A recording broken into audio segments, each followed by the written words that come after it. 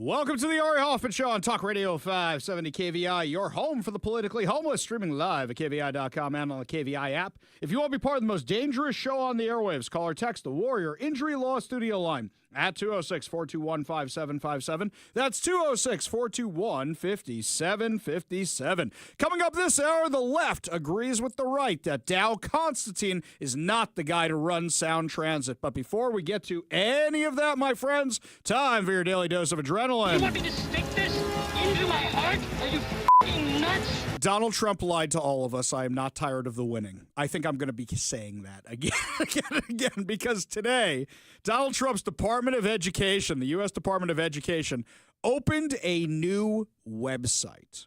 Let me tell you what it is. ndei.ed.gov. Do you know what this website does? It's from the U.S. Department of Education. This is real, my friends. Schools should be focused on learning. The U.S. Department of Education is committed to ensuring all students have access to meaningful learning, free of divisive ideologies and indoctrination.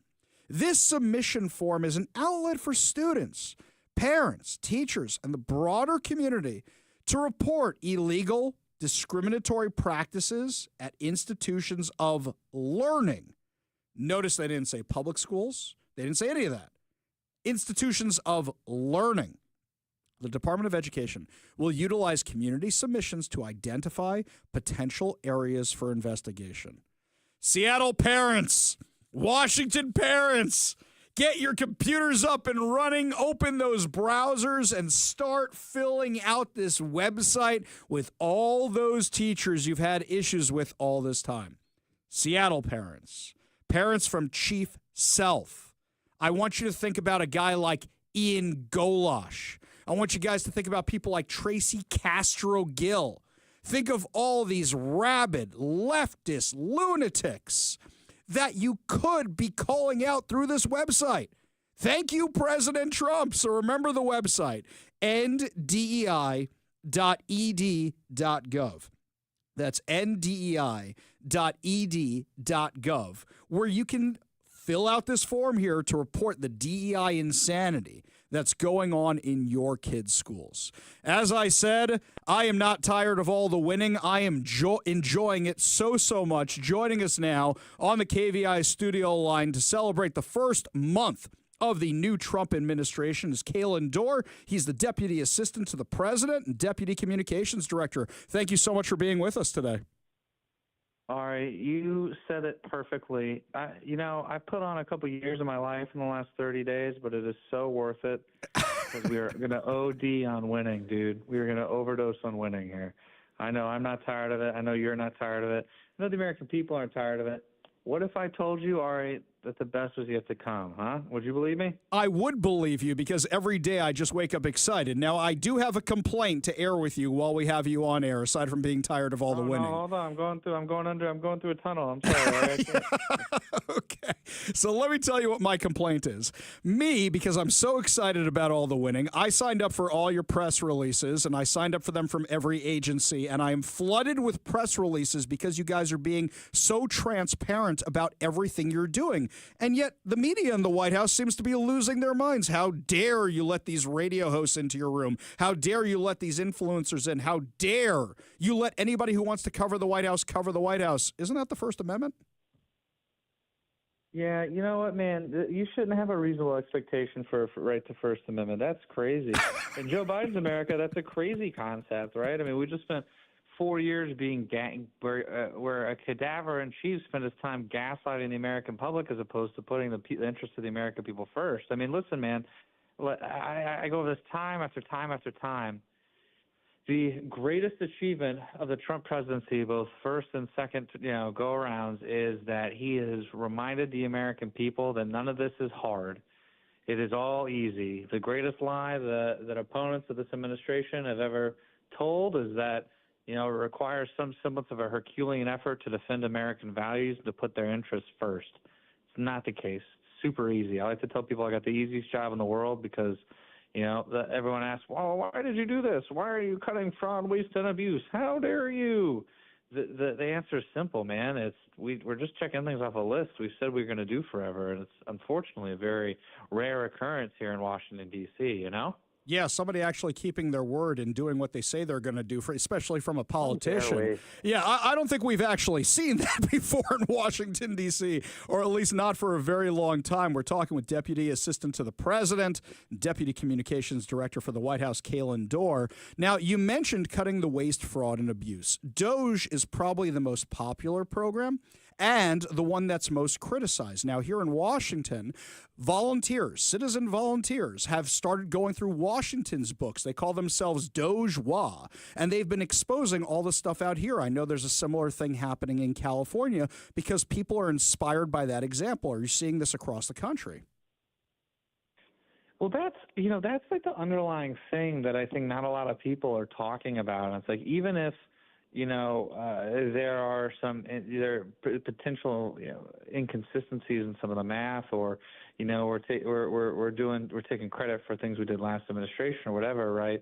That's not the point. I mean, it is the point, but it's not the grander point. You got to look at things from 50, 60,000 foot view, and we're encouraging for the first time in our nation's history this spirit of good stewardship of taxpayer dollars, right? Mm-hmm. And this only comes when you have leadership like President Trump, who simply does what he says he's going to do. This pragmatism is contagious, as we've seen. People across the country are using USAspending.gov. They're going through, they're finding these contracts, these things that are just wastes. And this also now speaks to your first point.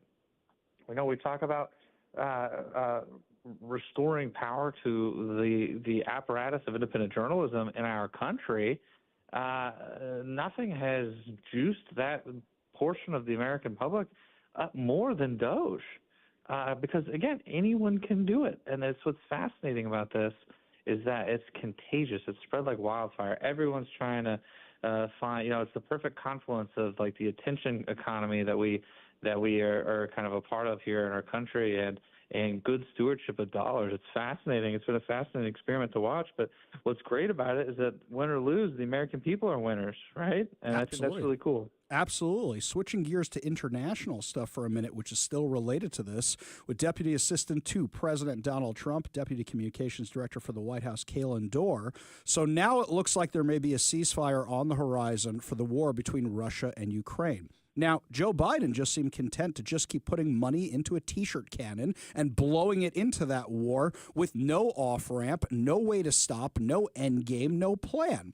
Here, Donald Trump looks like he's about to sign a deal where now we're getting some minerals to pay back the massive investment we did. And if we're protecting Ukraine because we're protecting our minerals, that Russia's going to have to think twice before coming after us again. You never would have seen anything like this under the Biden administration. It would have just been like, how much money can we give you? How else can we bend over for you? That's what it would have been.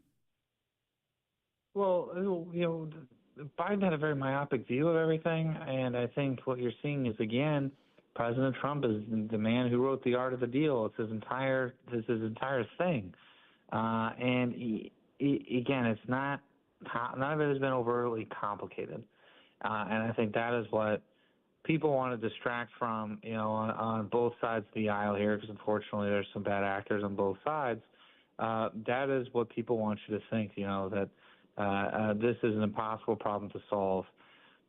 President Trump is uniquely equipped through, his ability to make deals and through his pursuit of peace through strength to actually put an end to this once and for all.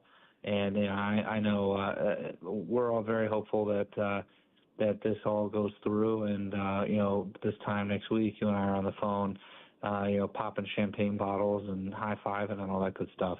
Yeah, amen. From your mouth to God's ears, my friends. In the last few minutes we have with Deputy Assistant to President Trump, Deputy Communications Director for the White House, Kalen Dorr. So speaking of another ceasefire deal, it looks like what's happening in Israel right now, we got hostages back because Donald Trump got involved even before he was president. Now the phase one is coming to an end. Do you have any indication of what direction that's headed for phase two? Is Israel just going to open up the guns again, start firing again? Does it look like the ceasefire is going to hold? Where does it look like from your perspective? Yeah, I think again, peace in this region is only capable through the unique confluence of traits that President Trump embodies. And I think, where a lot of people in the past have hit a wall in this region, and the unpacking of these very, very, decades, lifetime long, issues, President Trump has always zagged when, people zig, right? And I think that if anyone is again uniquely equipped to put an end to this, solve it, and bring everlasting peace through strength, it is President Trump. So I know we all feel very confident in the president's abilities. Obviously, the American people feel very confident in the president's abilities to see this through, as evident in the mandate that he was given in November. And I think again, I have the easiest job in the world because we're just marking things off a checklist. I think that applies, that spirit, everything applies to this question as well. Deputy Assistant to President Trump, Deputy Communications Director for the White House, Kalen Dorr, thank you so much for joining us today. And please thank the president for all of us, what he's doing. And please beg him, on behalf of us, we need a great U.S. attorney out here in Seattle because we need the federal intervention. And me, as the conservative talk radio host that's begging for federal intervention to get rid of Antifa and really enforce the law out here, if you could pass that along, we'd greatly appreciate it. Always, brother. We really appreciate you. I hope you guys have a wonderful rest of your week. Stand strong for freedom, and hopefully I'm talking to you here soon about some of these big W's. Awesome. Thank you so much. Really appreciate you joining us today. And Kalen's 100% right. 100% right. The winning has not stopped. And you know what? It's not just President Trump. The media is losing their minds over the fact of how transparent this administration is and that they saw themselves as the arbiters of truth, of the gatekeepers of what went on in the White House press briefing room. And something that's amazing to me is during the cabinet meeting yesterday, J.D. Vance called them all out. Give a listen. I mean, look, as the president said, we're not going to do the negotiation in public with the American media. He's going to do it in private with the president of Russia, with the president of Ukraine, and with other leaders. And I think that's how this has to go. I think that I just want to push back against some of the criticism I've seen of the administration on this, because every single time the president engages in diplomacy, you guys preemptively accuse him of conceding to Russia. He hasn't conceded anything to anyone. He's doing the job of a diplomat, and he is, of course, the diplomat-in-chief as the President of the United States. By the way, that's a perfect statement. Let me explain why, using a time I was wrong. It doesn't happen often, but occasionally it does. So I want to take you way back to the first Trump administration. Before the Abraham Accords, Donald Trump had a big event. President Trump had this big event where he unveiled his vision of peace for the Middle East, and it gave the Palestinians 95% of what they wanted. And I flipped out. I freaked out. Didn't have a radio show yet, or there would be recordings of me freaking out because I was so mad about it. But that was part of the negotiation. Because what Jared Kushner understood, and what President Trump understood, is that the Palestinians are never going to say yes. But if you get them to say no, then you can go to the Arab countries and go, guys, we offered them everything they wanted. And they still turned it down. Now will you play ball with us? Mike helped me learn a very important lesson when I first got the radio show. It's always reach out for comment, because sometimes the no itself is a story. For example, here's a new one. I didn't even tell Mike this one today. So Bob Ferguson unveiled his budget cuts today. Big day of budget cuts. Hey, here's what we're going to cut. We'll analyze them later because there's good, there's bad, there's ugly in Bob Ferguson's budget cuts. So I look at this thing and I say, wait, the media's only got little bits and pieces of this. Is there a big press release? Do you know I have emailed this administration regularly since Bob Ferguson got into office? Would you like to know how many times they got back to me? Zero. Nada. Zilch. They don't want to get back to us. They don't want to be transparent.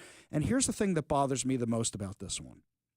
I'm on their press list unless I was removed again, because I was removed by the last administration. I submitted my email address to be on this list again. On their website is a list, including the math, including every line item of what they're talking about. It's all right there. And all I did was ask for that list. It went up later in the day. It didn't go up immediately as the announcement happened. How hard would it have been to email the entire media and say, here's the link to our press release?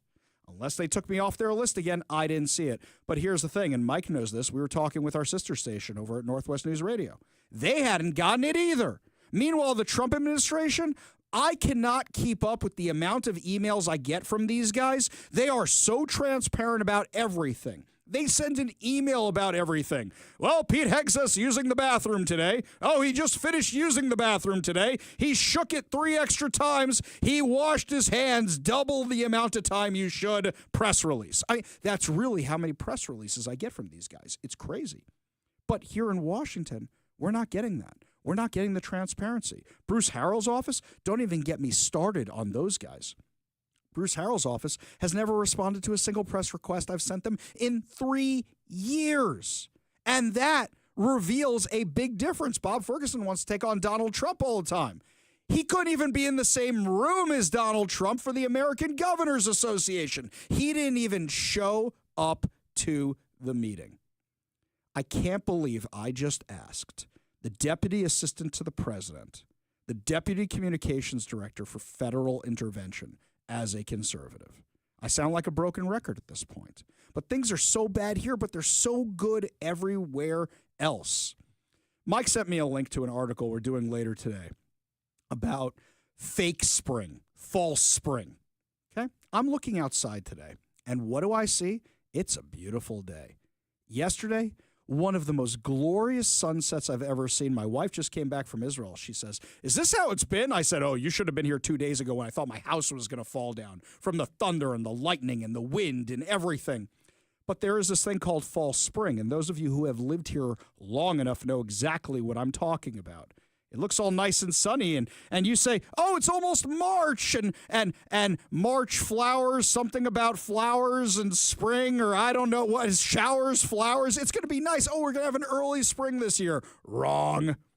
When do we actually get spring around here? Maybe the end of May, maybe June, something, because it still rains in April around here. Mike's the weather expert. He's going to chime in. I am no weather expert. I was just going to say that hedgehog saw a shadow, apparently, so I guess winter is not over. Exactly. And don't forget, nobody dropped the hedgehog this year, so you didn't have a de Blasio moment like you did a couple of years ago. Super did. But I use this as an analogy for what's going on in the country, Washington, D.C. and Washington State. Washington, D.C., everything's bright and sunny and happy, and the winning continues, and we're all excited about everything we're happening. But we're ignoring Washington State because things are so bad here. I mentioned at the beginning of this segment the Department of Education having this link open where you can be reporting these insane DEI programs, this insane DEI teachers, administrators of your kids' schools. You need to do this because we need the federal help, and I still can't believe I am the one pitching that. Me, the guy who wants less government in my life. I'm begging for federal intervention. EndDEI.ed.gov. EndDEI.ed.gov. I promise you this. I'm going to be filling out this website a lot tonight with all the stories we've done on these radical activists. I can't do it alone, though, because then I just sound like the one crazy guy who's reporting everything. I need your help, too. If you have a teacher, if you have an administrator, if you have a faculty member, if you have any of this DEI insanity in the education system, you need to go to enddei.ed.gov. You need to do it, because those spring may be here in Washington, D.C. It ain't here in Seattle yet, no matter what that sun in the sky is telling you right now. It is a false spring here. We got a lot of work to do to try and save our state. And actually, you're going to hear me say some complimentary words about Bob Ferguson later in the show because I think he has some good budget cuts. I don't think they go far enough is my biggest issue with them. So what we got to do is we got to push more. This is the opportunity to push more. And maybe with some federal help, we can get Washington back on the right track. Lots more to discuss as the show continues, my friends. When the left and the right in Seattle are agreeing on something, it's worth paying attention to. We both agree that Dow Constantine should not be the head of Sound Transit. Give you details on what happened when we come back. You're listening to the Ari Hoffman Show on Talk Radio 570 KVI.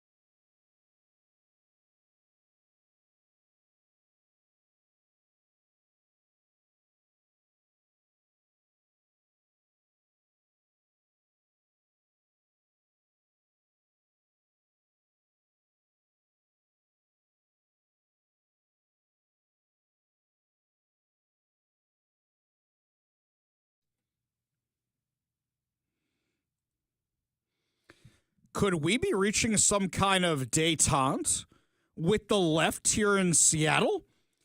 A friend of mine in the media sent me this article because The Urbanist is not an outlet that I check ever. It's really not.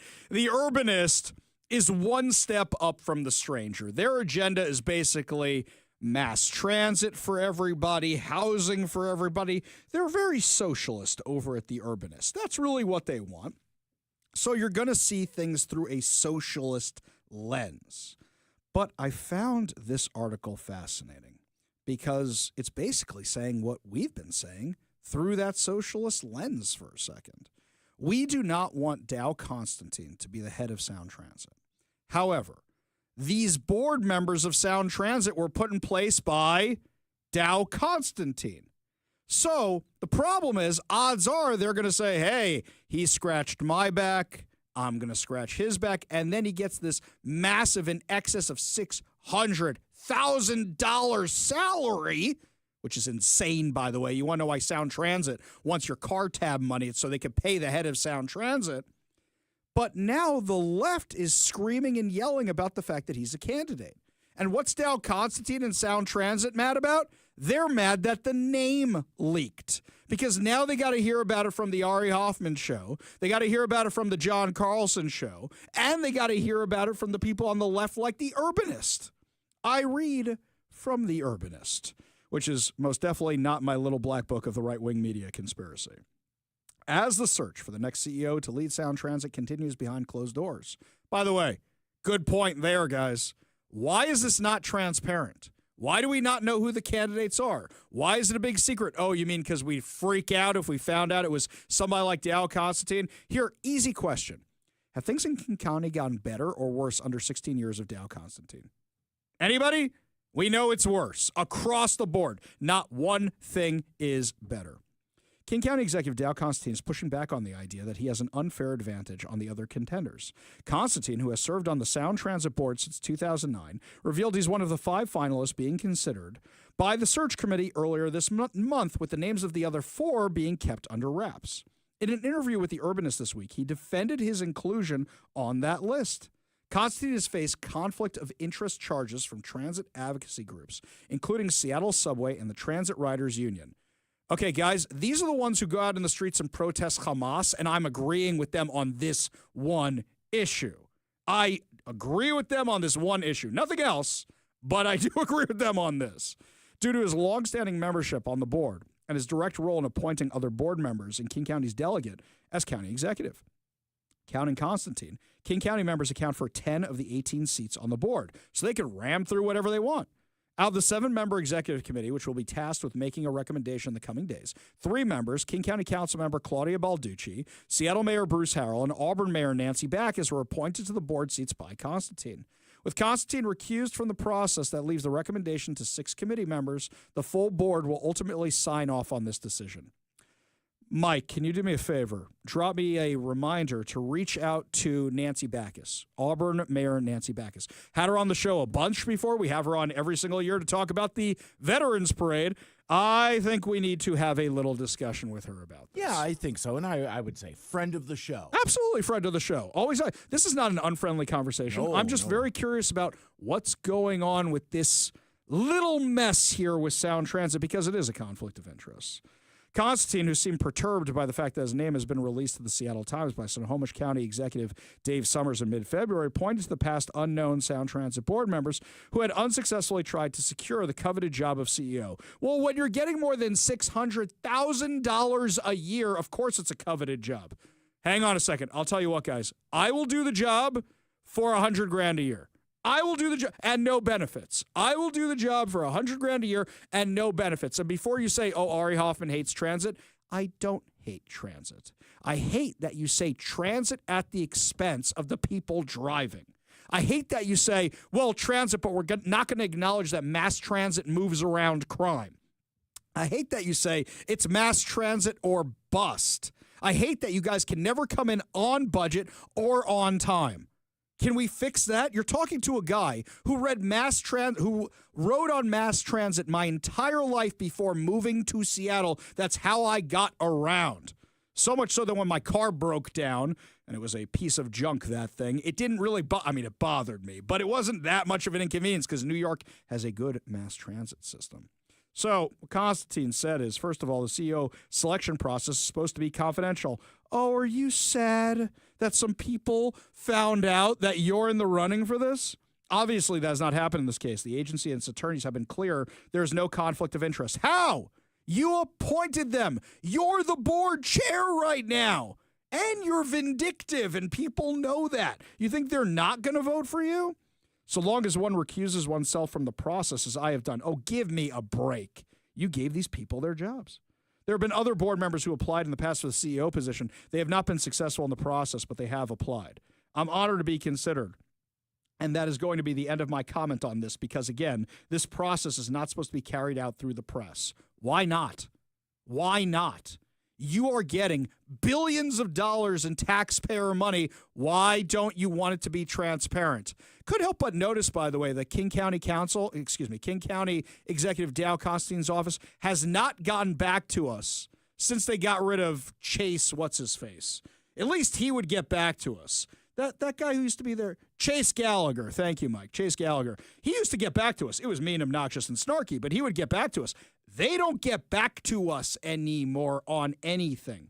How do you think he's going to be transparent on transit? Of course not. Give me a break. When we come back, my friends, speaking of that lack of transparency, the Epstein Files appear to be being withheld right now, and only certain special people get them. What the hell is going on in D.C.? We'll have those answers for you when we come back. You're listening to the Ari Hoffman Show on Talk Radio 570 KVI.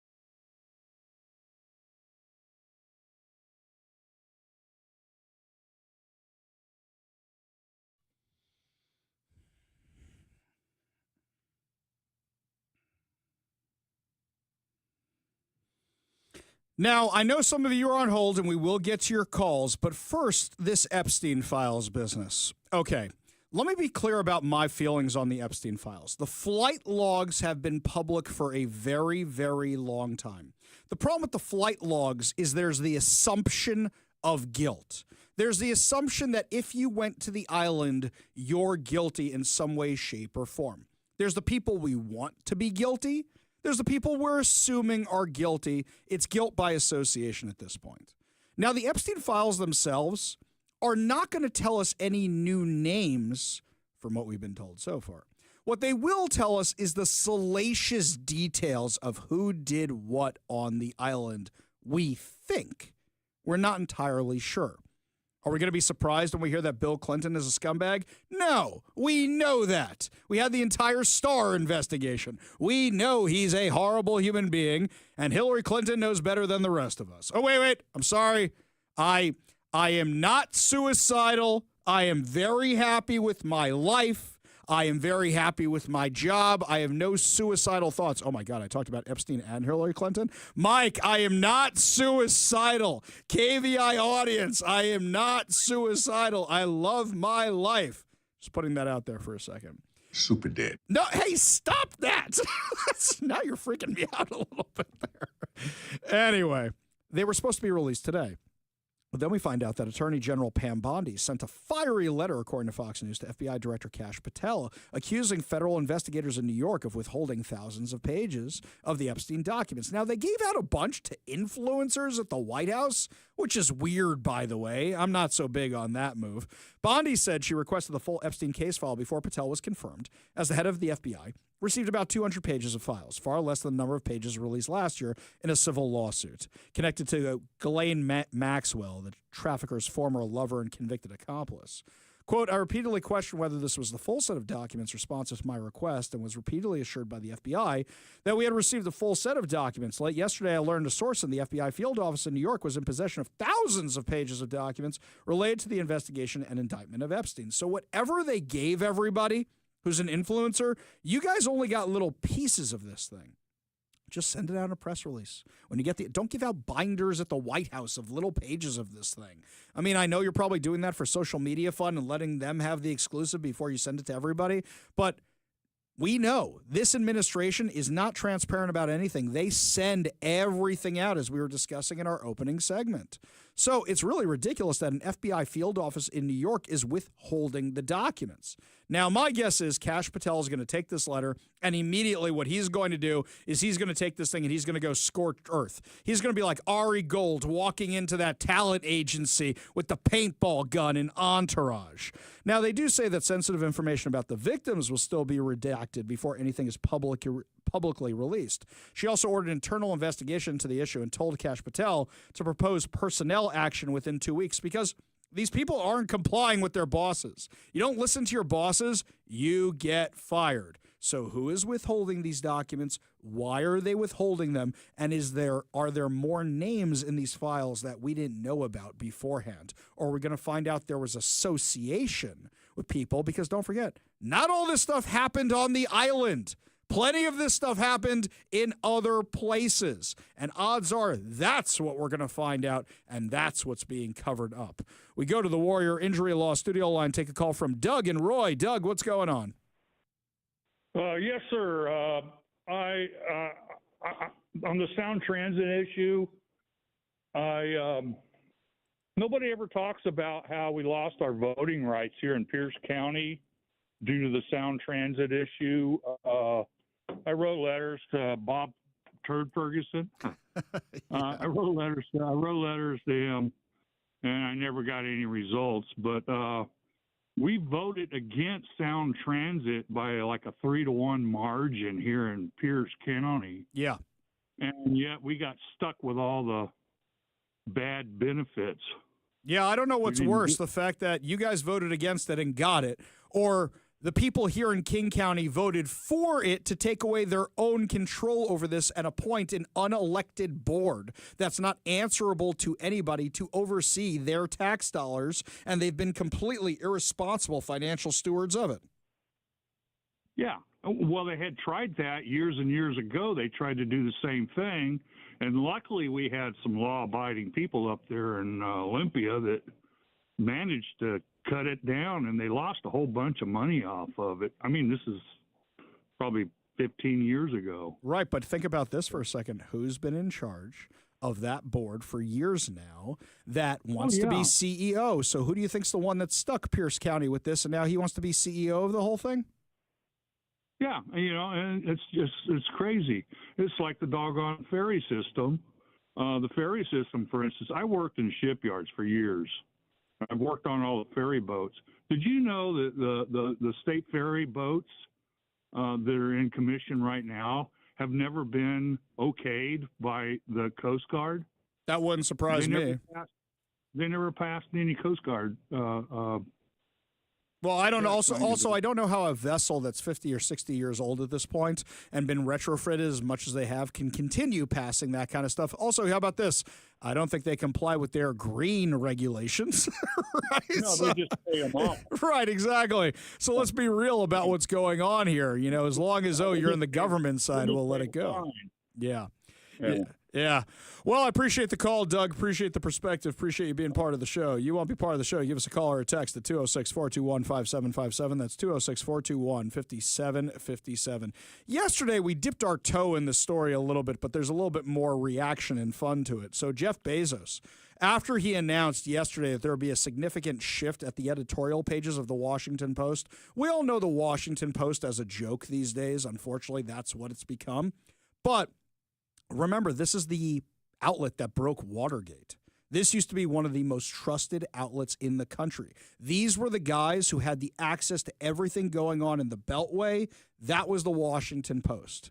Well, he said they're going to have a significant shift to support and defense of two pillars, personal liberties and free markets. Well, now the opinion editor quit, says he doesn't want anything to do that anymore. Look, Bezos paid $100 million for this outlet. He can decide what he wants to do with it. He decided the past few years to run it into the ground. Now he's saying, wait, we lost all our subscribers. Maybe we want to be a little bit more conservative. He says he's not going to be involved in the news aspect of it, but the way that the Washington Post people are having a meltdown because this is their sacred cow is beyond entertaining to me. They're losing their minds saying, he's like a stooge of Trump and whatever else. Guys, your opinions, your bad takes is what made the Washington Post a joke as opposed to the respected outlet it was. Now, do I think it's actually going to turn around? No, plenty of those people are still there. And you're seeing everything through their lens. And by the way, this is something crazy. So you're giving up one page, the editorial page? You still get the rest of the newspaper? Come on, guys. Really?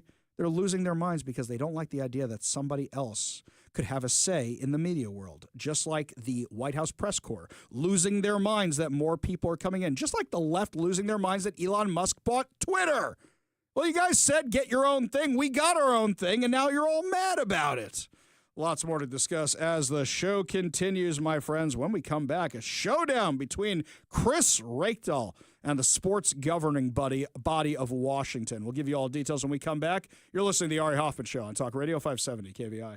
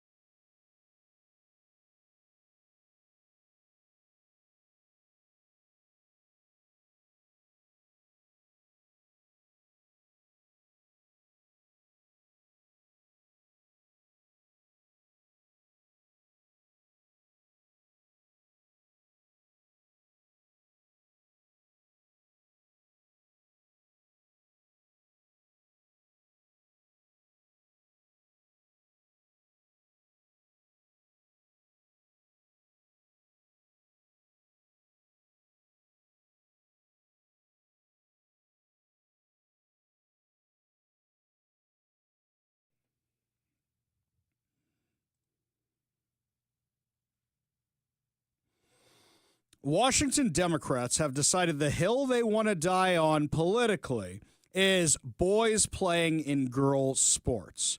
But you have the Washington Interscholastic Association, their Activities Association, which is the ones that actually decide who plays in which sports. And as we've discussed with them before, they're weighing options about having a trans league, about having boys have their own league, girls have their own league. They're weighing these different options right now, and they're still pushing back against Chris Rakedahl. Chris Rakedahl, who is comment after comment after comment recently, which have just been absolutely insane. They are clearly trying to bait the Trump administration to come after them. That's clearly what's happening. But locally, we still have the issue of boys are beating girls at sports. Girls are getting hurt. We had an issue just a couple weeks ago where now the state is actually targeting a girl who said she wouldn't play against a boy in a basketball game. It's absolutely crazy. This has got to get solved. Fox 13 has the story for us. One local school district is ready to defy a directive by President Trump that biological males can no longer compete in female sports. President Donald Trump issued an executive order barring transgender athletes, threatening states who don't comply. Is the Maine here, the governor of Maine? Are you not going to comply with it? I'm complying with state and federal laws. We are the federal law. Well, you better do it. You better do it because you're not going to get any federal funding at all if you don't. So you better comply because otherwise you're not getting any federal funding. See you in court. Every state. Good. I'll see you in court. I look forward to that. That should be a real easy one. Fox 13's A.J. Janeville now digging into the confusing responses from state officials on this issue. Tacoma Schools says it's disregarding the president's executive order. In a statement, the district tells students to participate in the sport of their choice, saying President Trump's executive order is in direct contradiction to Washington's anti-discrimination laws in schools. Our state laws make clear that students get to identify and participate in activities based on the gender in which they identify. Washington State Superintendent Chris Rakedahl seemingly backs the district's decision. In a video statement, Rakedahl says Trump cannot sidestep due process. And an executive order of the president is not a law. He can interpret existing federal laws, but he cannot make new laws.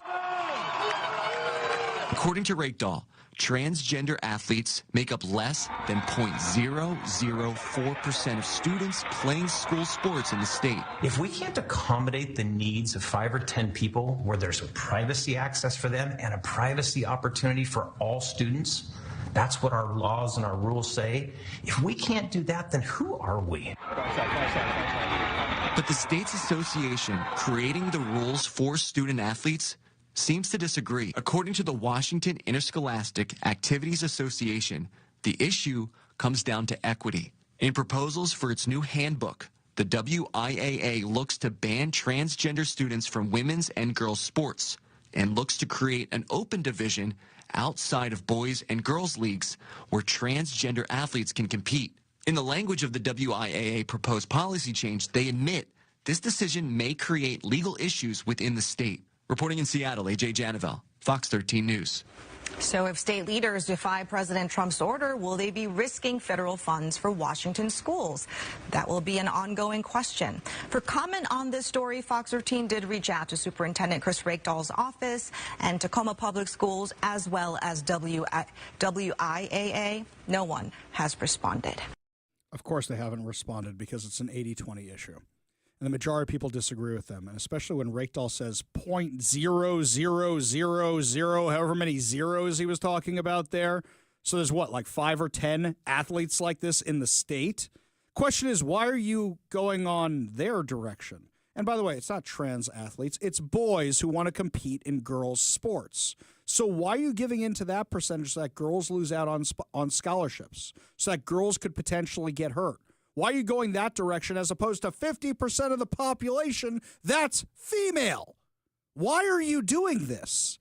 It's a hill he wants to die on. These guys want to get headlines for themselves. They want the fight with President Trump, is what's going on right now, and they're using your kids as pawns.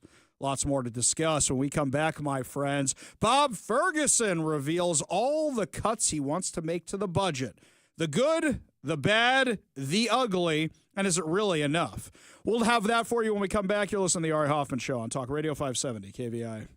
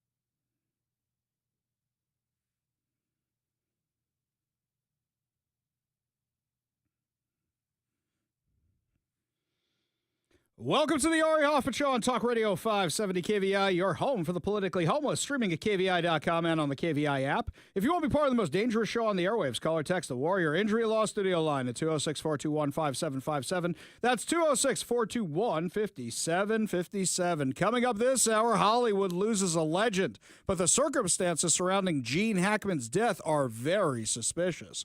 But before we get to any of that, Bob Ferguson revealed his budget cuts today. Yeah, it's not my name. All right, Turd Ferguson. Now, I'm still mad at how much I had to work to get these cuts. This should not have been this hard. You email the media, you send out your statement. I had to wait for it to go up on the website. You guys didn't coordinate that very well. And then I had to start digging through this thing. The news did a terrible job of covering this too, by the way. Every single outlet, it was fluff. Look at the budget cuts. Yay! But no, there is good, there is bad, and there is more bad in this. First of all, first problem. If Bob Ferguson says we have a $17 billion budget gap, and he's only proposed $4 billion in cuts, what do you think they're going to use to fill in the rest? Now, he doesn't want to be the bad guy and say he wants to raise taxes. He's trying to let his Democrat buddies do that. He says, to his credit, he says he doesn't want to raise taxes and says we can't tax our way out of this. Well, if that's the case, you got to make more cuts. Now, I looked at his list of cuts, and I approve them, but it made me furious at Jay Inslee. Let me tell you why. So many of these cuts could have been done ages ago, and they weren't done. So let's go through what Ferguson says himself. He says his budget savings proposals are built on 4 key principles: good government efficiencies and reductions to ensure state agencies are running as lean as possible, and right-sizing government. Many of these reductions that should be made even if there was not a budget shortfall. Okay, that's one principle. Now I'm going to go back up top for a second into some of the things he says he's maintaining. Maintain all K through 12 education investments. No. You've lost tons of kids from the public school system. So you know what? You are going to have to close some schools, but instead you guys and your buddies in Olympia are going to bail out the Seattle Public School District. You're going to bail out all these school districts that lost tons of students. Let me tell you what you could do instead. Years ago, Seattle Public Schools had an enrollment fall off. It went off a cliff. So what they started doing was closing public schools and leasing out the public schools to private schools. As much as I would like to see them sell those properties, you don't know what's going to happen in the future. So you could be saving money and making money. How do I know this? My kid's school rented one of those properties for years, and we were very sad when we had to move out because they wanted to reopen the school. Seattle Public Schools has somewhere between a 10 and 40% drop in enrollment depending on the school. How do I know this? Because I can go to their website and I can look it up. The school that's right near my house every morning used to be a nightmare with pickup, drop-off, dismissal, start of school. Everything was an absolute nightmare. Now it's no problem at all because they have so few kids going there. So you say you want to maintain all K through 12 investments. This is no different than my criticism of Doge. Look, we love Doge. I love all the things Doge is doing to cut, but unless you get to the actual meat, the actual entitlement programs, unless you get to the sacred cows of the right and the left, you're not going to solve a $34 trillion budget deficit. And here, $4 billion, nice. I applaud you for making the effort. But if we go with your numbers, which are a $16 to $17 billion budget gap, you're nowhere close to it. And you're not going to get there without cutting things. So maintain all K through 12 education investments. That's a waste of money.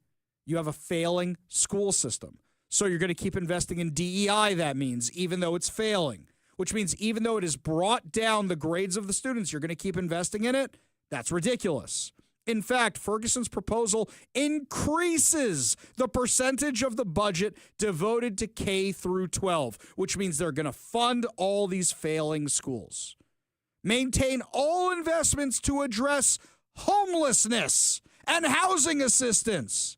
The homeless problem has only gotten worse. You're only going to encourage it to be worse. Jay Inslee, spent over $1 million a person on 128 people to get them off the freeways, and most of them went back to the freeways or other homeless encampments. You guys have blown billions of dollars. Unless you cut out the waste there, nothing's going to change. Nothing's going to change. That's it. I'm taking just 2 items right there out of the ones he wants to maintain.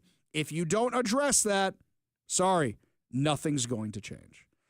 His second core principle, given the budget situation, Ferguson very carefully examined proposed or adopted spending not yet implemented.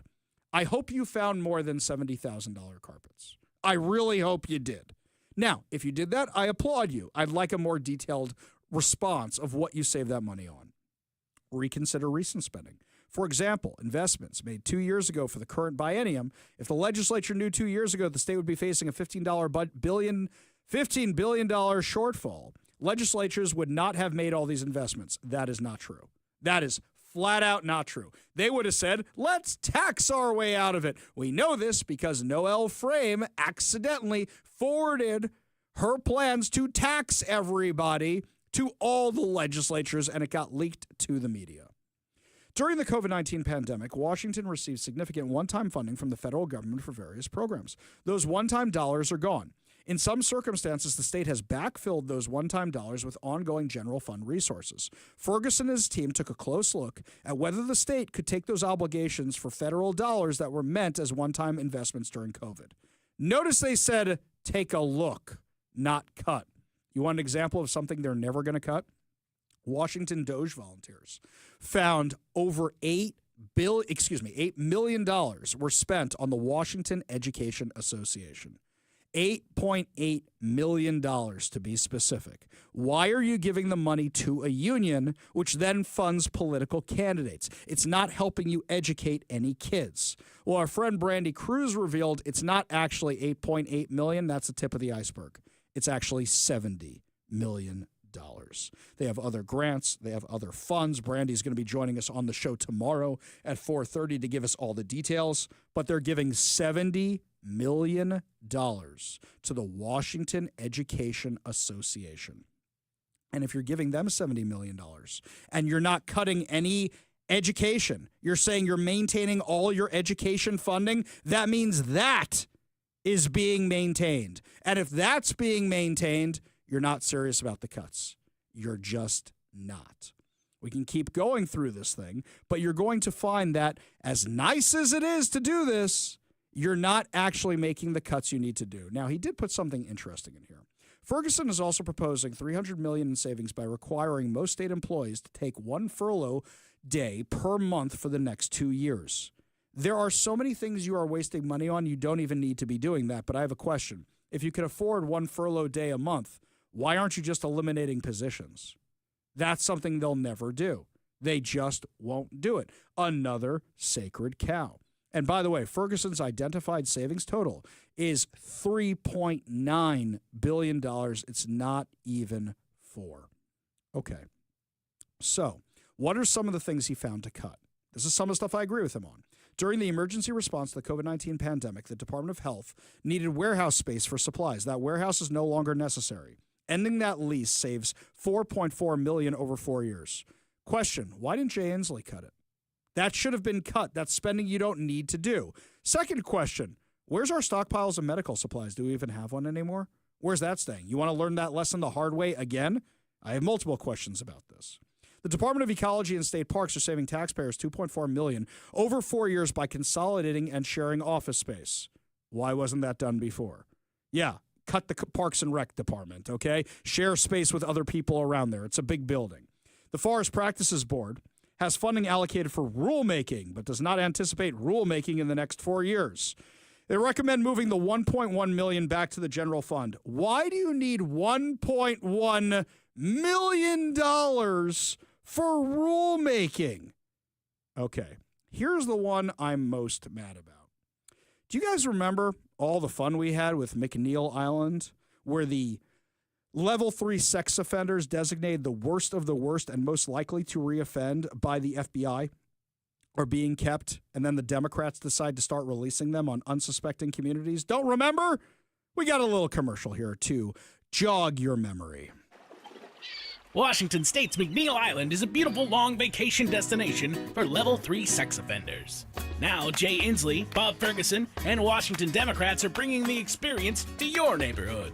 Department of Corrections Tours is sending the offenders to beautiful halfway houses with no guards and no security on sprawling properties in rural residential areas. Who needs safety when you can feel good about yourself with virtue signaling?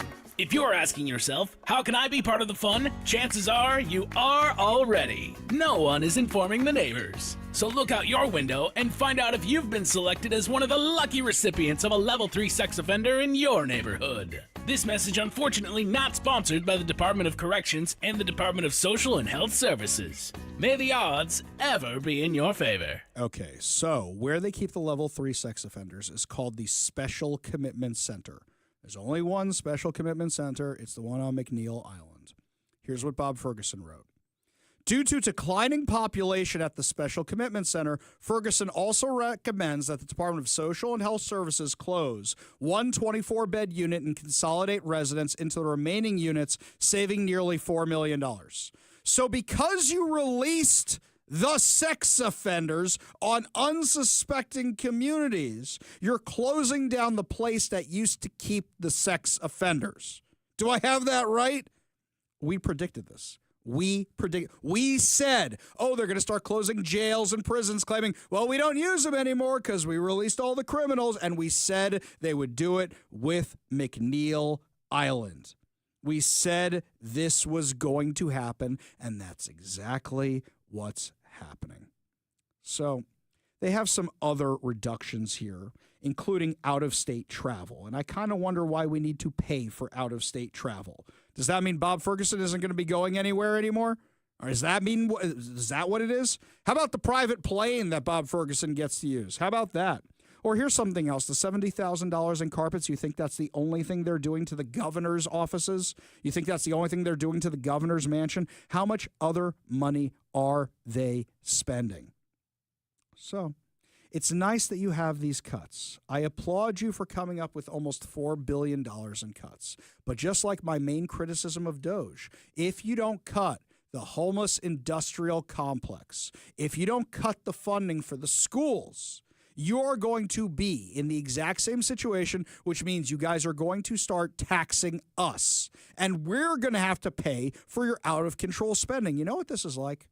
This is like if your neighbor blows out his credit card debt and then makes you pay for it. We didn't blow out the credit card debt. You blew out the credit card debt.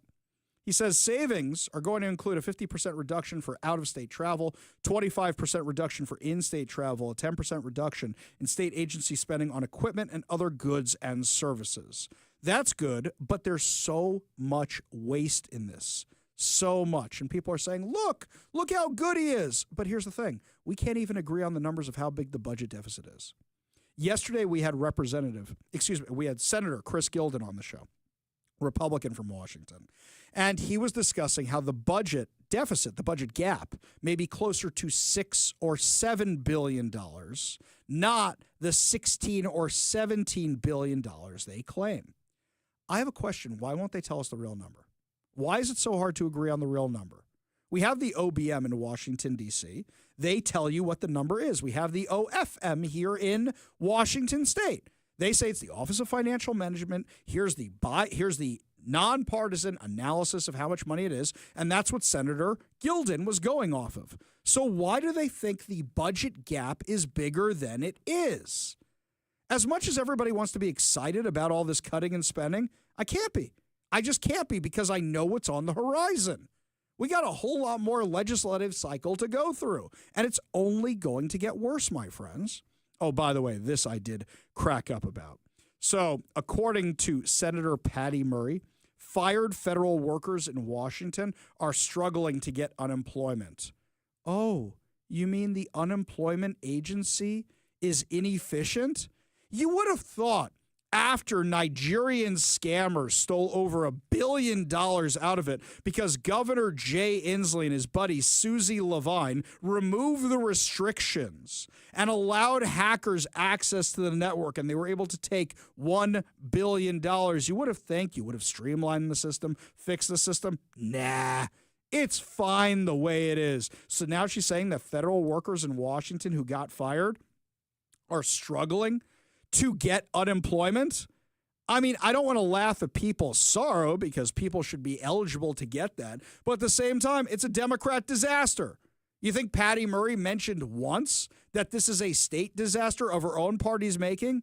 Tell me, my friends, who's been in control of Washington for the last 40 years? Because it hasn't been Republicans.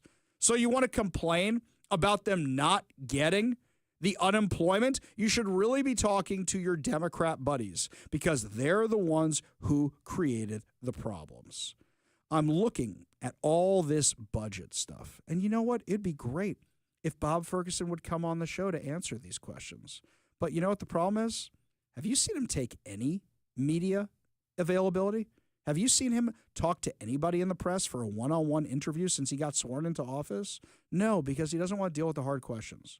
Right now, he's enjoying a honeymoon. Even Republicans in the legislature are going, well, he's so much better to work with than Jay Inslee. That's because he's using all of you. We know he's got his eye on the prize. And what's the prize? Moving up in the world, whether that's the White House, VP slot with Gavin Newsom, Washington's Attorney General, not Washington State, Washington, D.C.'s. And he needs to be able to say he was able to work across the aisle. He needs to be able to have Republicans say nice things about him because Bob Ferguson recognizes that the country went more to the right, and he's never going to get elected as the far-left lunatic that we know he is. And unfortunately, a lot of Republicans are buying into this. This is the guy who made your life miserable for 12 years. This is the guy who talks about protecting workers' rights. He's the one who stood by while thousands of Washington State workers were fired during COVID. I don't forget these things. How come you guys are forgetting these things? I know. You got to play the game to get some of the things you want. But at the end of the day, he's using the Republicans because he wants higher office. Just watch. Soon you're going to start hearing Bob for president getting toward the end of Trump's time in office. That's what you're going to start hearing. Oh, maybe it should be Bob Ferguson, even though I cannot think of a worse person for that job. We call him one of the most dangerous politicians, if not the most dangerous politician in Washington State. Imagine him nationally. Yeah, it could actually happen. Lots more to discuss as the show continues, my friends. Tragedy as Gene Hackman is found dead, but now there's a lot of questions surrounding those circumstances. We'll get into the true crime story when we come back. You're listening to the Ari Hoffman Show on Talk Radio 570 KVI.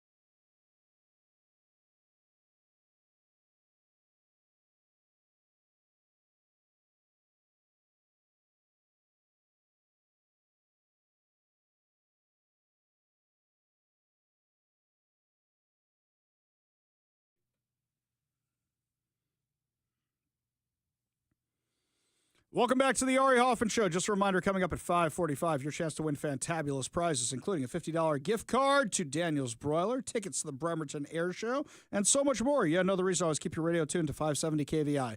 Left on your dial, always right on the issues. You can also stream us at KVI.com, download the KVI app, and, of course, subscribe to us on whatever your preferred podcast platform is. News broke late last night. I think I was going to sleep when I saw this, that Gene Hackman, his wife, and their dog were found dead.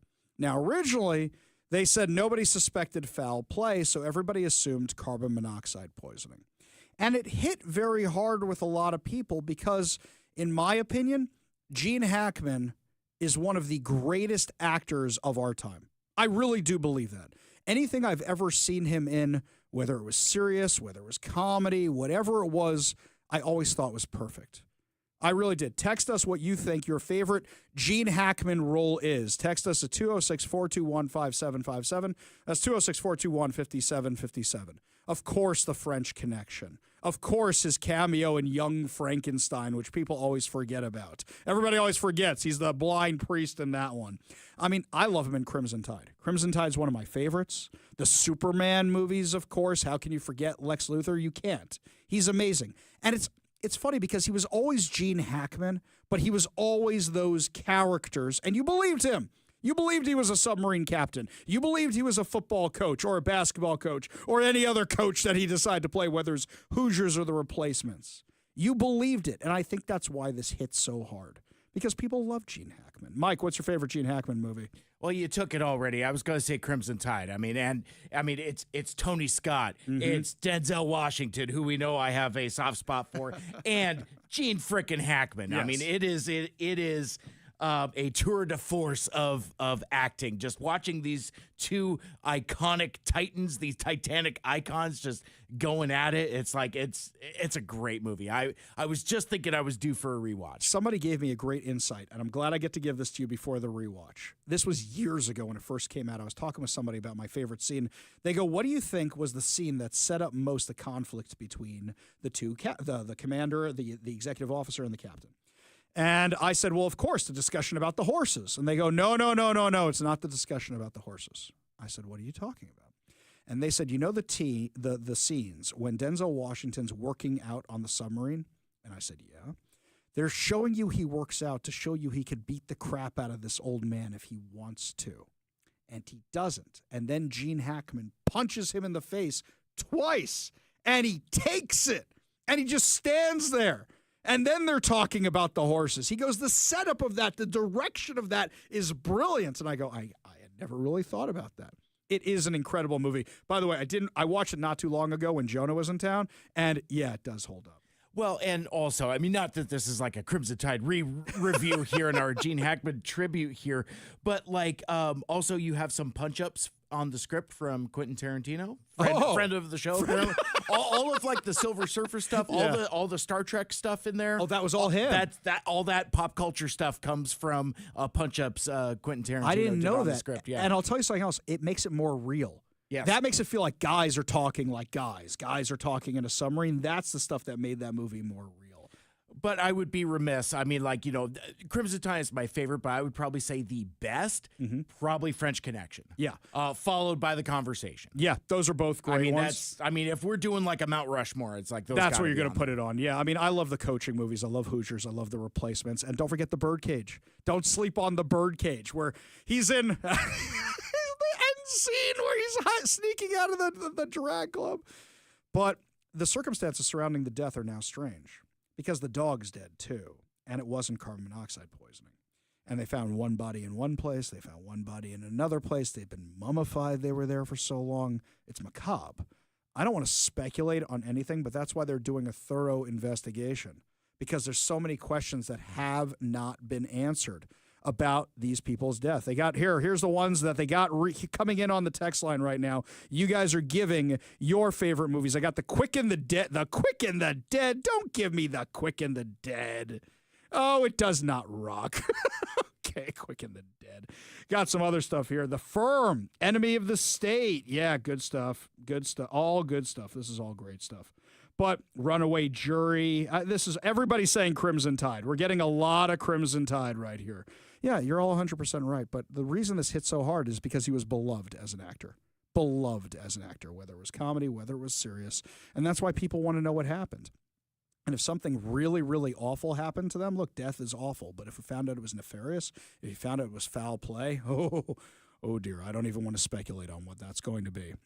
Now, speaking of the circumstances surrounding their death, you go, how is the dog dead? Don't forget they're both old, right? And what if the dog ingested pills? And what if the pills were something they weren't supposed to be, or they're for a certain thing, or they're lethal to dogs but good for humans? There's a lot of questions, which is why they're doing a more thorough investigation. I really don't want to speculate on what it might be. Let the investigators do their jobs. But for me, instead, I'm just going to sit back and maybe tonight I'm going to go home and rewatch Crimson Tide like Mike is. I may go home and rewatch The Birdcage. In fact, it might end up being a Gene Hackman weekend. I did a rewatch of the Superman movies recently, and he's great, even in number 4, which is terrible. He's still good, even though that movie sucks. It's really bad, Superman 4. But him and Superman 1 and 2, it's amazing. It's great. I might have to do a Gene Hackman movie marathon this weekend.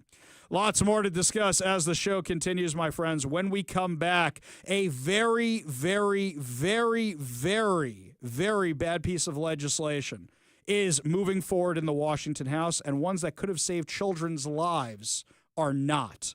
We'll give you all the details when we come back. You're listening to the Ari Hoffman Show on Talk Radio 570 KVI.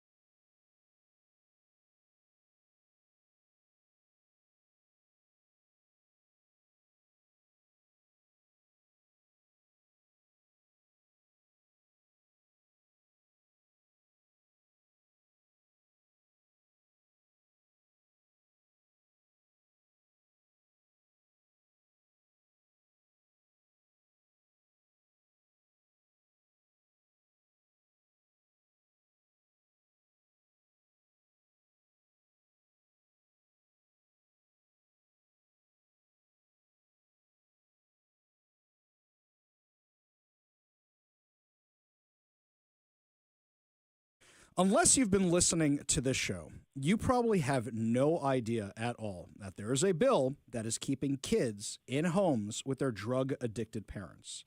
And one of the issues of that is a lot of kids are dying because of it. They're not doing anything to get these kids out of the homes. They're ingesting fentanyl, and worse is happening. Kids are being killed by their parents. And yet the Democrats decided this bill wasn't worth dealing with. This bill wasn't worth passing.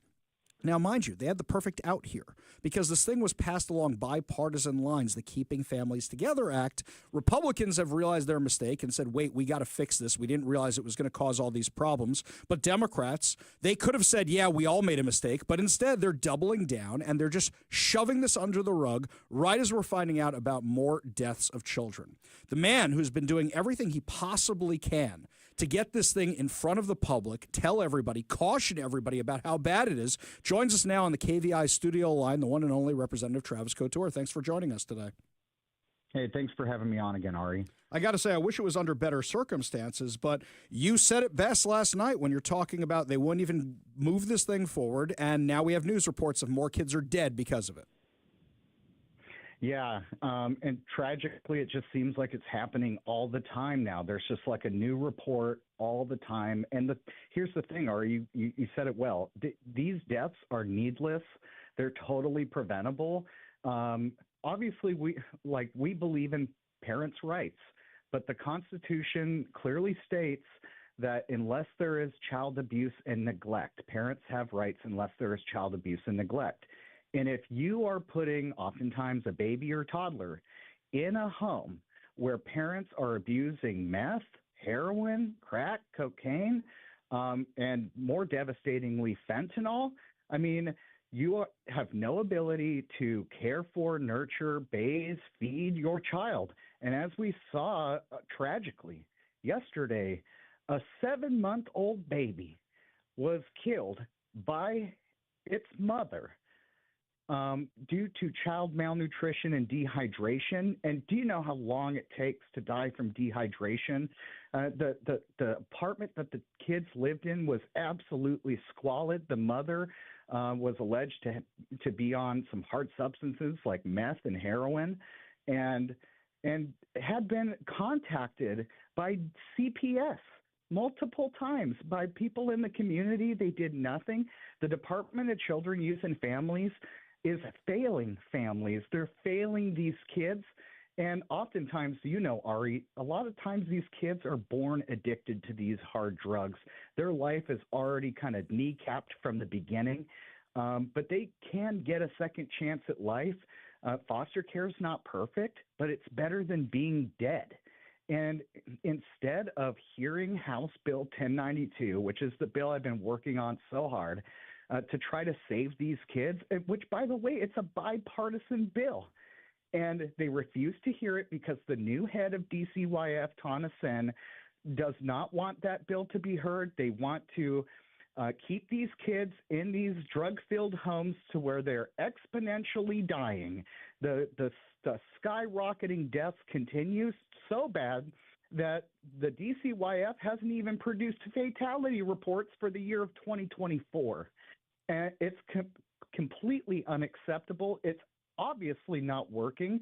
And as legislators here in Olympia, it's our responsibility to protect the most vulnerable people in our society, especially children, babies, and toddlers, oftentimes, who are being put at risk for death or other child abuse and neglect. And we could have heard and passed House Bill 1092, which would have absolutely just plummeted the levels of the child deaths and removed them from these homes, required sobriety, and it even would have got treatment for these parents so maybe they can reunite with their kids someday down the line. But if you can't even care for yourself because you're a zombie on the couch who has just smoked a bunch of fentanyl, how are you supposed to care for your kids? And that's leading to their deaths, Ari. I mean, I know that you know that, but I'm just sickened. I'm sickened that there doesn't seem to be any responsibility here. It seems that when Democrats look at the fatality reports, they just see a blacked out line. It's just another government statistic to them. a sacrifice at the altar of equity, a sacrifice at the altar of their radical ideology, pro-drug ideology, and the sacrifice is sadly young, innocent kids, and it has to end. I just don't understand how many kids have to die in order to solve this issue. And frankly, Ari, it just really pisses me off because I go home every single night and I look myself in the mirror for all the decisions and the votes that I've taken. And if it's one thing that keeps me up at night, it's that we could prevent the deaths of these kids, and it should not be a partisan issue. And you know what? They say, well, and you heard Representative Goodman in the Community Safety Committee say that, oh, we disproportionately remove minority kids from minority parents. And even if that were true, what they've done instead is disproportionately allow minority children to die with their minority parents. So what actually have they solved? And they just don't want to look at the facts. They don't want to do anything about it. And in the midst of all this, they're running legislation that puts kids more at risk in schools, and even wanting to reduce penalties for net nanny stings for sex predators who come after your kids online. And the one question I have, Ari, is who are they defending? Who are they protecting here? It's definitely not innocent kids. It's definitely not the most vulnerable in our society. They're protecting their radical ideology. I couldn't have said it better myself. And I'm just going to read this. We're talking with Representative Travis Couture about House Bill 1092, which the Democrats refused to do anything with, which would have stopped kids from dying. This is a news release that you posted. Tell me how this isn't a news story, and yet I've not seen a single news outlet cover this thing. On February 25th, 2025, at approximately 7:24 a.m., Yakima police officers responded to a welfare check on the 300 block of 4th Avenue North.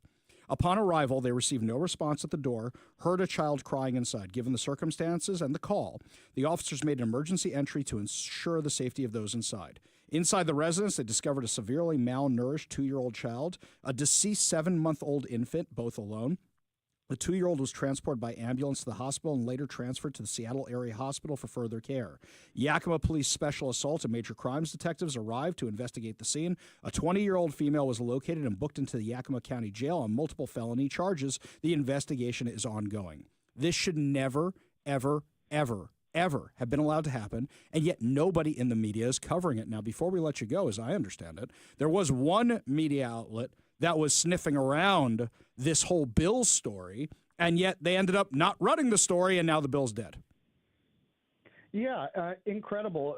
King 5, or as some know it as Woke 5, came in to interview me about this entire issue, including House Bill 1092, which is the only bill in the legislature that would really save these kids. There's other child endangerment law updates that would be positive, but really wouldn't be utilized as much as people think they would. I sat down for 30 minutes with King 5 and did an interview on this. And not only did they choose not to air any of it or even give a mention to the bill, but at the end of the day, they went and interviewed the Democrat chair of a public safety committee about a completely different bill. And I mean, KXLY in Spokane, who has a devastating problem with fentanyl in the Spokane area, did interview me about it a while back, earlier on in the session. But for King 5, not only did they decide not to run any coverage, but they also decided to run all of their coverage, regardless of what they ran, after the policy cutoff. So they wanted to have in the local news a critical conversation about life-saving bills that would save the lives of kids and hold parents accountable who abuse them after the policy cutoff, when it didn't matter anymore. And I don't know if it's just pure media negligence or if it's incompetence, but or if it's malicious.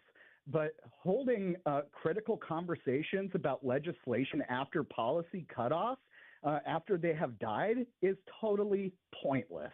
And so shame on King 5 for doing that. The local news media has to stop carrying the water for the people in power here for the last 40 straight years. And they have to start holding accountable the people in power. That is the job of the media, not to be their propaganda arm. And it's mind-boggling to me how much of this stuff doesn't get reported on, how much of this stuff doesn't get covered, and you wonder why the Democrats are able to get away with.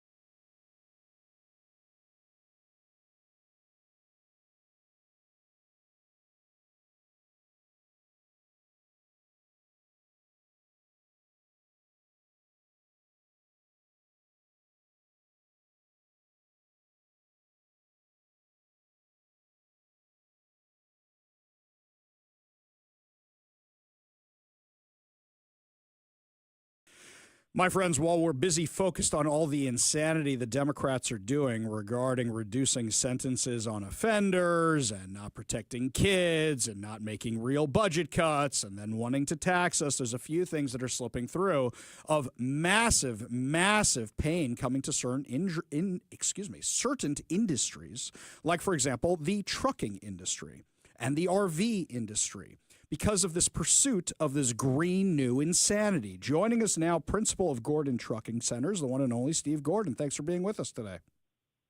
Hey, thanks for having me, Ari. Appreciate it. Such a pleasure. So explain to me what's going on, how this is affecting you guys, because I think most people have no idea what's happening. Yeah, well, it's basically we're banned from selling diesel trucks on the West Coast because of regulations that came out of California and their regulatory body called CARB they have a schedule that you have to sell so many EVs per year, and Washington and Oregon adopted that same regulation. Washington adopted it in 2020 before the regulation was even in place, mind you. So we've outsourced our emissions regulations to the fine folks of California, and because electric vehicles are really not a viable option in today's trucking market or RV market, we can't get diesel trucks to sell until we first sell an electric truck, and nobody will buy an electric truck. So I now am a principal at a truck dealership that doesn't sell trucks anymore. Let me understand this, just to be clear on what's happening here. Are there Mack truck-sized vehicles? Are there full rig-sized vehicles that are electric? You know, there is an electric, so we're selling Class 8 heavy-duty trucks, the trucks that move 75% of the economy, your groceries, your medicines, all the manufactured goods in the country. And that's been a really steady number since the industry was deregulated in 1980. And so these are Class 8 trucks, mostly interstate in nature. So you're taking goods from a manufacturing plant here or an apple orchard in eastern Washington and delivering them across the country. And so that's what we're selling. And the RVs get caught up in it because they basically ride on the same powertrains that are made by the truck manufacturers like Freightliner. So we're a Freightliner dealer here at Gordon Truck Centers, and they have about 40% of the market share.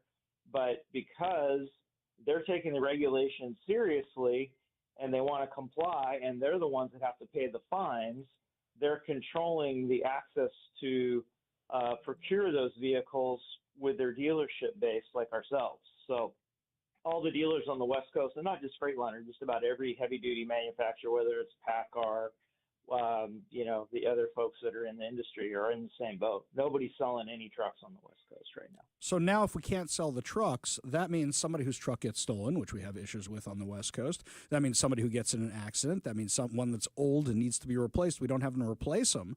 And that means less people driving trucks, which means your goods get more expensive because there's a limited supply of truckers who can actually transport these things. On top of that, the electric ones are basically unavailable and cost a ton more. So are they deliberately trying to make life awful on all of us in pursuit of this green insanity? Well, it's interesting. So I've met with some Democratic legislators. I even had dinner with the governor of Oregon on this. We had a really nice dinner, and she kind of saw what the issue was. And then, of course, she walks out of that, and her political folks get a hold of her, and they say, well, you can't go back against your climate lobby. They'll crucify you. And so the Democrats, who actually know this thing is harmful the way it's constructed, and that there's really not an option to sell electric vehicles into the heavy-duty truck market, they're so scared of their rabid, environmental base that they won't do what's right. And, part of it is that, these trucks are 3 times as expensive. They weigh 10,000 pounds more than a light diesel. They'll go 150 miles instead of 1,000 miles. And there's no charging infrastructure. So those are all, big problems, but it's an interstate market. So we also have a dealership in Idaho. Guess where we're really busy selling trucks right now, Ari? In Idaho. And so, they're not subject to these rules. And so you've got Washington businesses now looking to buy trucks elsewhere, and we're handing a huge competitive advantage to every state that's not subject to these in this interstate trucking market. Not just that, but I assume Idaho charges sales tax. So that means all these vehicles they're getting the tax for as opposed to Washington State. So they're cutting off their nose to spite their face? Yes, exactly. No, there is definitely a revenue problem with this in terms of excise tax and sales tax. So in the middle of a giant budget crunch, we're eliminating the ability to collect it. And it doesn't make sense for the environment. That's what's crazy. But today's diesel trucks have eliminated 95% of the things that are harmful in emissions. If you look back at a truck, even from like the mid to late 90s, they're really clean burning trucks. That's what we should be putting an incentive to sell, but we can't. And so everybody's holding on to their trucks longer, and those more harmful emissions are still out there, in the environment. rather than being traded in for a new truck. So they're harming the environment and harming Washington businesses and harming Washington consumers all at the same time. It's quite a trifecta they've dreamed up. I would actually say it's four things, because they're also harming their own budget because they're not getting tax revenue. So they've really managed to, they've managed to check every single box there. Steve Gordon, principal of Gordon Trucks, thank you so much for being with us today and explaining all this to us. I look forward to hopefully asking some Democrats today who are having on the show about this and what they're doing to fix it. Yeah, well, so far they're afraid to, so I'd be interested to see if they will. But we've there is the opportunity for the governor to potentially step in and do something through ecology, and that's what we're certainly hopeful of. So maybe sanity will rule again, but so far it hasn't. That's what we hope. Steve Gordon from Gordon Truck Centers, thank you so much for being with us today. Really do appreciate it. You bet. Thanks a lot, Ari. Appreciate it. My pleasure, as always. Got a whole lot more to discuss as the show continues. You're listening to the Ari Hoffman Show on Talk Radio 570 KVI.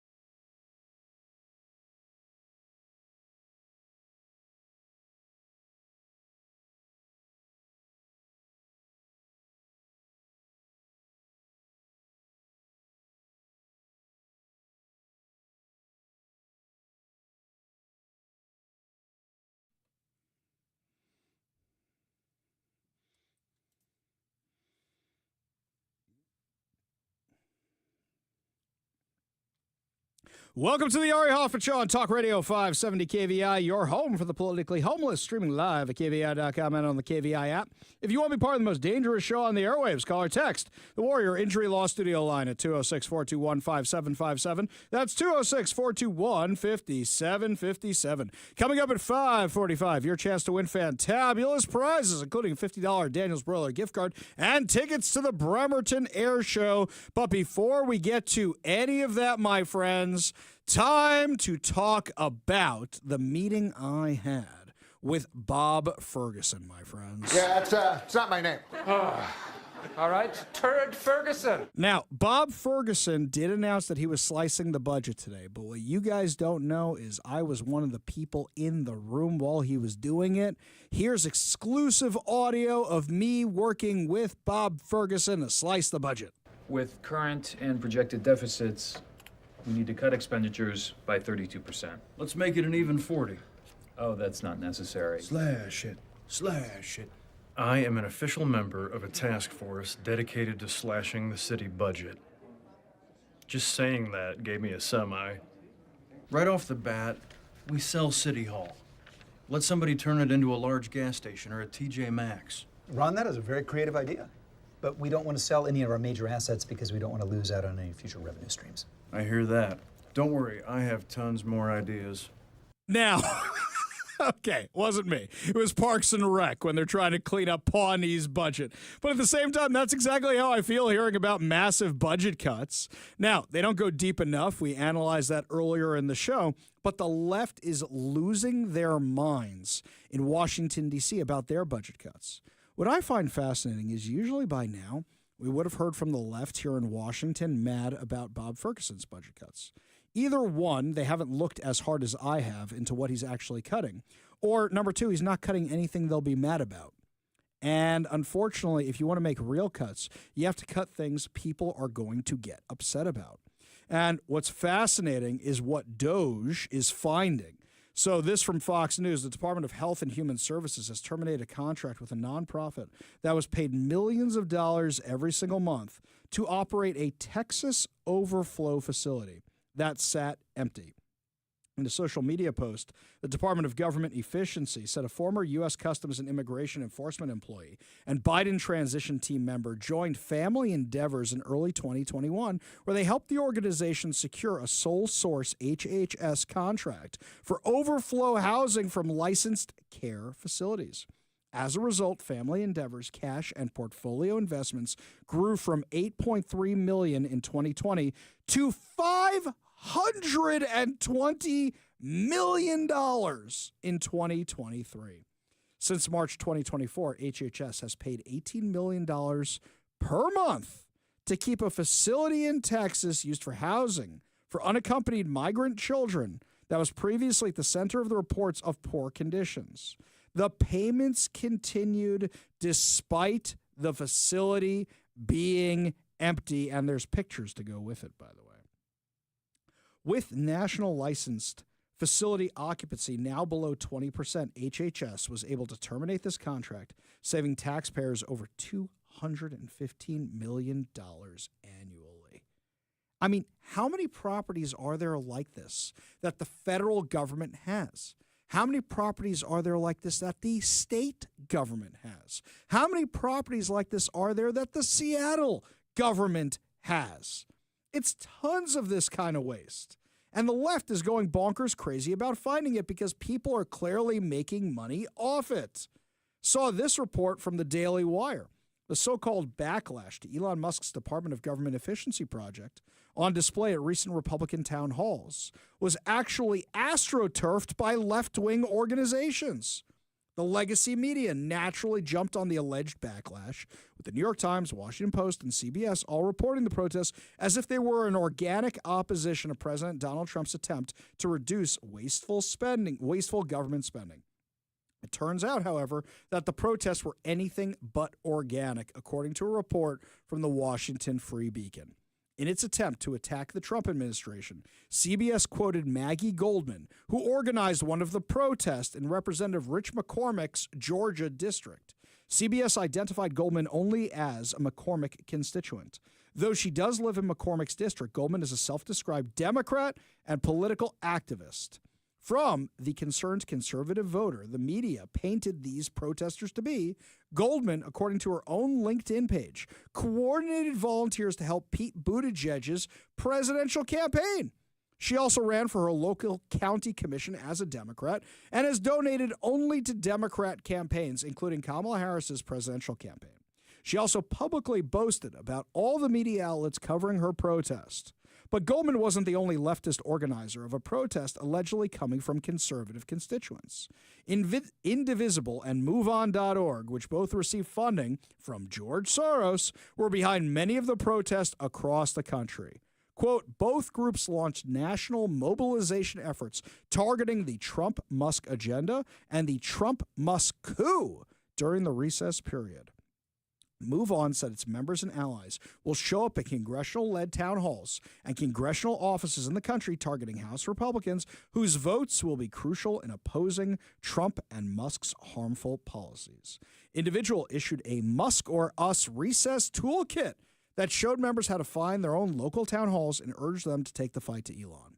See, this is fascinating to me because I have tons of friends who are liberal. I'm Jewish, after all, and I don't know why. Most of them are not anymore. A lot of them have come over to our side, especially after October 7th. But whenever I talk to my few remaining liberal friends, they always say to me, yeah, I love the Doge stuff. I love the stuff they're cutting. I've never actually found anybody who opposes Doge, except for the people who go, hey, he's cutting all this stuff. But always, what are they basing what they know on? What the mainstream media is saying. Every single time. Do I know any real person who's upset about this? No, they find it hysterical. They laugh about it, and they cry at the same time when they find the things they're slicing.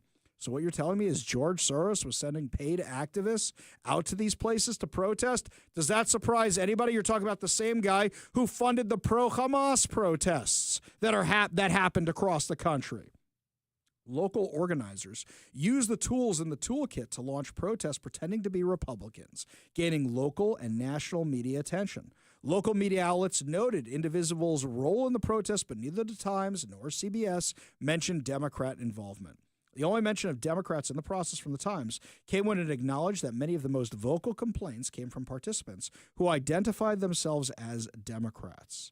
CBS briefly mentioned that a local outlet also reported the Washington County Democratic Party had encouraged people to show up to the meeting with Fitzgerald with signs, but didn't mention it was organized by Indivisible. Wonder why they're leaving out that Indivisible and MoveOn.org, both sponsored by Soros, were the driving force behind this. By the way, my friends, this stuff is easy to find usually if you know where to look, and you can always find it on their social media. They brag about it. So that means either these media outlets were lazy, they didn't know where to look because they're lazy, or they saw it and they didn't want to mention the Soros connection and that these people are being paid. Unbelievable.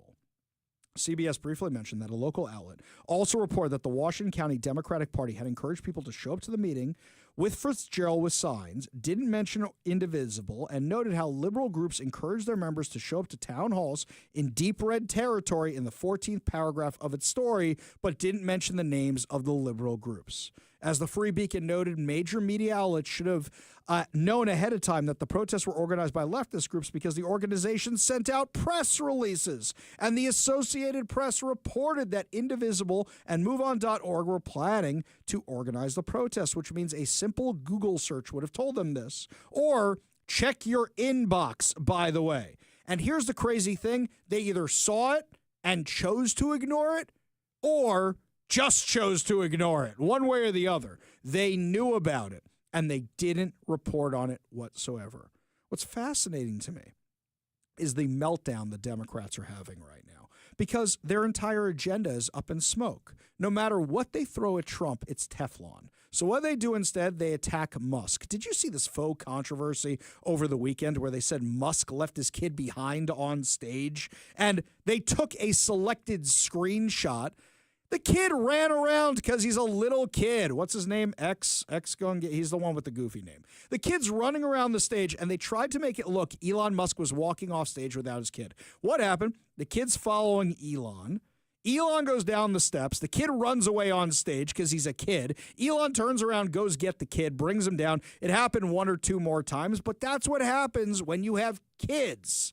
Okay, I wasn't one of these parents who had the leashes on their kids. I think unless your kid has a special disability, you should be thrown in jail for doing that to your kids. I see it at Disneyland all the time. I have 3 beautiful children. And you know what? They were all very precocious when they were little. Thank God my kids were easy. My kids were easy. My wife did a great job with them. My kids were fun. My kids were easy. But there are moments when they go, oh, it's Goofy or whatever it is at Disney and go running after them. If you're a good parent, you're not on your phone, you're prepared for that. You don't keep your kids on leashes. What the hell is wrong with you people? But that was the faux controversy they manufactured just to target Elon Musk because they don't know what else to do. And today, they're going to lose their minds today. Why? Because UK Prime Minister Keir Starmer, who I am not a fan of, was in the Oval Office. And he was there having a meeting of the heads of state. And when he was there, this is what happened. Very importantly, I was just notified by letter from King Charles that he's extended through the Prime Minister a historic second state visit to the United Kingdom. And that's a great honor because it's never happened before. One person has never been extended that honor, and I really do call it an honor, but it's not for me, it's for our country. It's respect for our country. So I just want to thank you, and I want to thank King Charles. Thank you very much, and we accept. Now, that's one thing. They get to go see the royals. You get all the PR off it. It's going to be fun. But there's something else they're losing their minds over. Tomorrow, the progress toward peace will continue when President Zelensky visits the White House. He'll be here tomorrow in the early part of the day, and we'll be signing a historic agreement that will make the United States a major partner in developing Ukraine's minerals and rare earths and oil and gases, and we have a great understanding. I think it's going to be great for Ukraine. We're going to be at the site, and we'll be digging. We'll be digging. Dig we must. A big utility in New York, Con Edison, they used to have a sign, dig we must, and we will be digging. But much of the European aid to Ukraine has been sent in the form of loans for which they expect to be paid back, and we didn't have that honor under the Biden administration. He sent money, or just sent it, money after money after money, and never had any knowledge of ever seeing it back. Maybe $300 to $350 billion, but under the breakthrough agreement, very unusual, which everyone said was difficult to get, but it's really very good for Ukraine and very good for us. The American taxpayers will now effectively be reimbursed for the money and hundreds of billions of dollars poured into helping Ukraine defend itself, which by and of itself is a very worthy thing to do. We've paid far more than any other country, and with most of our support, it's been paid in military, the finest weapons anywhere in the world. This includes vast amounts of military hardware, ammunition, and various other things that we now have to start rebuilding our own stockpiles. Additionally, the minerals agreement will provide the basis for a more sustainable future relationship between the United States and Ukraine, and thus stimulate the long-term prosperity that will help the Ukrainians rebuild their country. It's been demolished. Summary. There's likely going to be peace in Ukraine soon, and the U.S. is getting a return on its billions of dollars in investment in defending Ukraine. Here's something else. All the ones who said, oh, Donald Trump's going to abandon Ukraine. If we now have a business relationship with them, especially for rare minerals, for oil, for gas, if Russia comes a-knocking again, we're going to defend them. Look, it's like the Taiwan thing. If China actually messes with Taiwan, they know they mess with the United States. And they don't actually want a real fight. They would prefer an economic fight. They would prefer flooding our country with illegals and drugs. That's their mood right now. That's what they're going for. So here you're basically making Ukraine a protectorate of the United States. Whoa. I thought Donald Trump was going to get us into World War III. I thought Donald Trump was going to abandon Ukraine. Now we might even be making a profit on it. Where's all the lefties now with all their lies? Here's what the UK Prime Minister also said. Mr. President, I welcome your deep and personal commitment to bring peace and to stop the killing.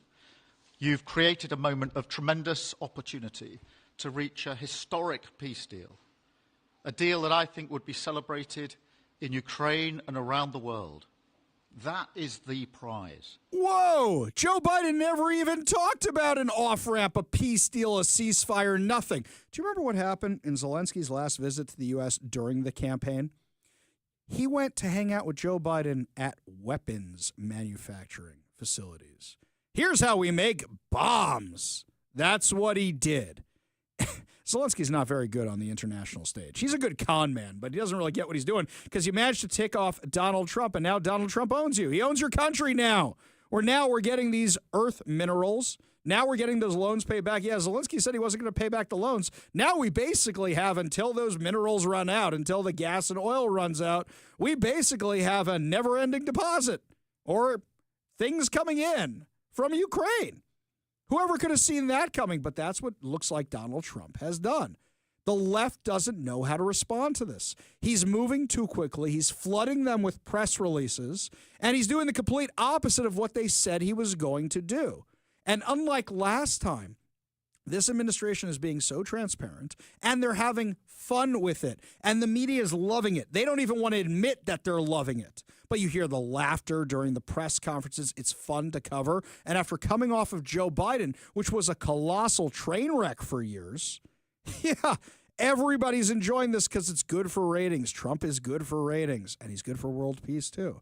Now, mind you, the UK Prime Minister, I don't want to get all excited about the guy because he's the only one left in the world who still thinks we should have a two-state solution in the Middle East. And by the way, he was pushing that today when he was in the Oval Office. But I'll let that go for now. What I'm not going to let go for now, my friends, is what's happening at Columbia University. Right now, Hamasniks, as we speak, are disrupting classes, causing issues. And the question is Department of Education and the Trump administration going to get involved?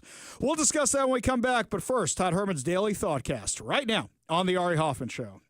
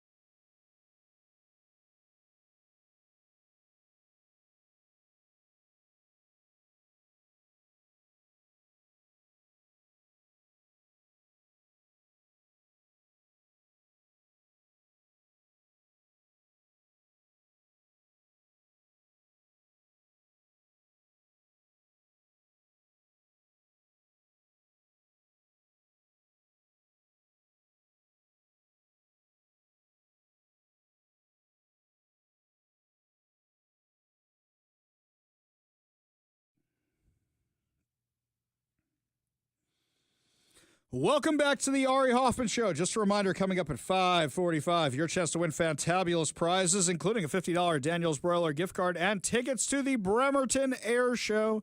Yet another reason always keep your radio tuned to 570 KVI, left on your dial, always right on the issues. You can also stream us at KVI.com, download the KVI app, and, of course, subscribe to us on whatever your preferred podcast platform is. We've been discussing the waste that DOJ has been finding, especially in U.S. aid. But it's worse than we ever could have imagined.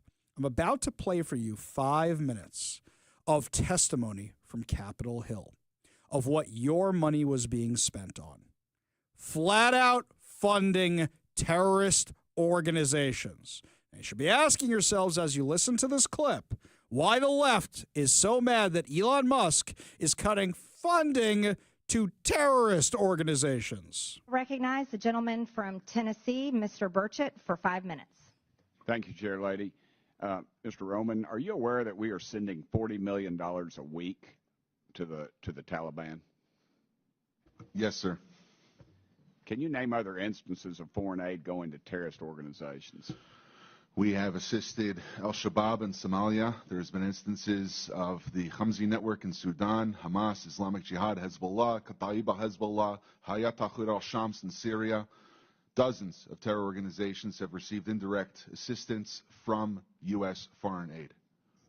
Could you elaborate a little bit on the mechanisms in place that are to stop foreign aid from going to terrorist groups, and why are they not working if we have any in place? Sure. And I would note that these are, you notice these are terrorist weaponry. You see some AKs, SKSs, some snipers, some clips, some clip carriers probably made in China. And I believe these are small landmines here beside right there. Let's use Gaza as our case study. $2.1 billion in American taxpayers' money to Gaza since October 7th when Hamas invaded southern Israel. USAID money was going in terms of an emergency use authorization to try to go to parties that USAID formerly had a relationship with in the Gaza Strip. They had to have been vetted by OFAC. They should have been vetted against the special designated terror list from the State Department and from other Treasury organizations. Waivers were granted because they said that there was an emergency use to have that money come in to Gaza, thereby jettisoning the usual typical screening procedures. As a result, 90% of aid that was going from the United States by way of its agents in Gaza ended up in Hamas-controlled areas. And this is ridiculous. Essentially, what the U.S. assistance to Gaza did was underwrite the ability for Hamas to survive until the ceasefire was just passed a few weeks ago. There was no strategic thought for it, and there was no screening. Seems like the emergency might have been armed terrorists to kill civilians. Would that be accurate? That's accurate, and even more than that, Samantha Powers, the administrator for USAID, was intent on having Israel not be able to defend itself. To not be able to defend it. Correct. Mr. Primorak, is that correct? How do you say that? Primorak? I got Burchett, man. Nobody gets mine right, so don't worry about it. What is it, Primorak? Perfect. All right, thanks, brother. How do terrorists exploit our foreign aid loopholes? Well, we have a lot of our international. Can you pull your mic up? I'm sorry. Can you hear me? Yes, sir. You have international NGOs and UN agencies actively lobby here in Washington, D.C. against vetting policies that would prevent it. I was the senior vetting officer at USAID, and what we did. Did you say United Nations is doing this? The UN? Sure, everybody who's getting money lobbies here. That they're lobbying against us. I'm sorry, Mr. Roman. There's actually someone who used to work for one of those lobbies, the largest NGO lobby, Interaction. One of our co-witnesses here worked for them from 2018 to 2023. USAID effectively self-funds its own external private lobby that then goes back to Congress and asks for more money for USAID. So the taxpayers fund this lobbyist who's working against American interests. Correct. Possibly killing our allies and possibly Americans. They bring together groups in Washington that oversees work with groups that kill Americans. Yeah, I don't need a flow chart to show that. I appreciate it. Do you think USAID programs have been aligned with the national security interests of the U.S.? No, they have not. They have actually helped China. Mr. Roman? No. Okay. How do these programs compromise our national security, Mr. Primorak? They actually push China. They actually push much of the world towards China on the green energy agenda. They push people, ordinary people, billions of people towards China because of the resentment caused by our social reengineering. Are we being lobbied by these pro-communist China groups currently? Well, a lot of these countries don't even have to lobby because they get the money anyway, like South Africa. Yeah, and in fact, these lobbyists have come to the House and have tried to kill legislation like H.R. 160, which was meant to increase transparency in USAID's funding of overseas organizations. Is that a current piece of legislation? That's from the last session. And give me that number again. H.R. 160. And what does it do? It was meant to give U.S. lawmakers the ability to have higher transparency in terror financing investigations aimed at scrutinizing extremist groups. Mr. Premack? We had a regulation before we left in the last administration that anybody who touches money in countries where there's terrorists, those names have to go through databases, terrorist databases. That was overturned by Biden. Overturned by Biden. Chair Lady, I am currently 5 seconds, but I wanted to mention something. There's a lot of rhetoric used on this committee, and I would... So here's the thing, my friends. With regard to that, you just heard 5 minutes of testimony on Capitol Hill that your taxpayer dollars were funding terrorist organizations. Not just the ones that killed Jews on October 7th, but the ones that killed Americans on September 11th. We were funding the Taliban. We make the joke that if we found life on Mars, Democrats would want to give the Martians aid. Right? That's what would happen. But they were literally giving aid to all these terrorist organizations. And what's even worse, aside from giving the aid to the terrorist organizations, that when people realized what was going on and wanted to be transparent about it, Democrats in the Biden administration did everything they possibly could to cover it up. You want to know why Hamas all of a sudden is willing to make deals? Because they realize that their gravy train is running out. Anybody who still supports Democrats after this insanity, I don't know how I can help you. I really don't. Working against America's interests. And you know the sad thing? I didn't see any media outlets reporting on this testimony. I saw a lot of it on social media, which means the majority of Americans will look at you like you're crazy when you say, did you know USAID was funding the Taliban? Did you know USAID was funding Hamas? Now, remember the protests that were happening on campus? Those were being funded by left-wing donors too. Whose side are they on? They were working at bringing down America. Literally, we're funding both sides of this conflict. You're funding the good guys and you're funding the bad guys. What, you just like to see war happen? Is that the plan? Because it's crazy. That was Biden's foreign policy. And then you find out these things were happening on college campuses where we were funding the activists through Democrat donors. Right now, as we speak, in New York City, and it's been going on since 12 p.m. local time. So it's been going on for hours already. Hamasniks are taking over the campus, and Columbia refuses to do anything about it. So they didn't learn their lessons from last year. So last night what happened was they took over one of the buildings on campus. They assaulted a security guard in the process.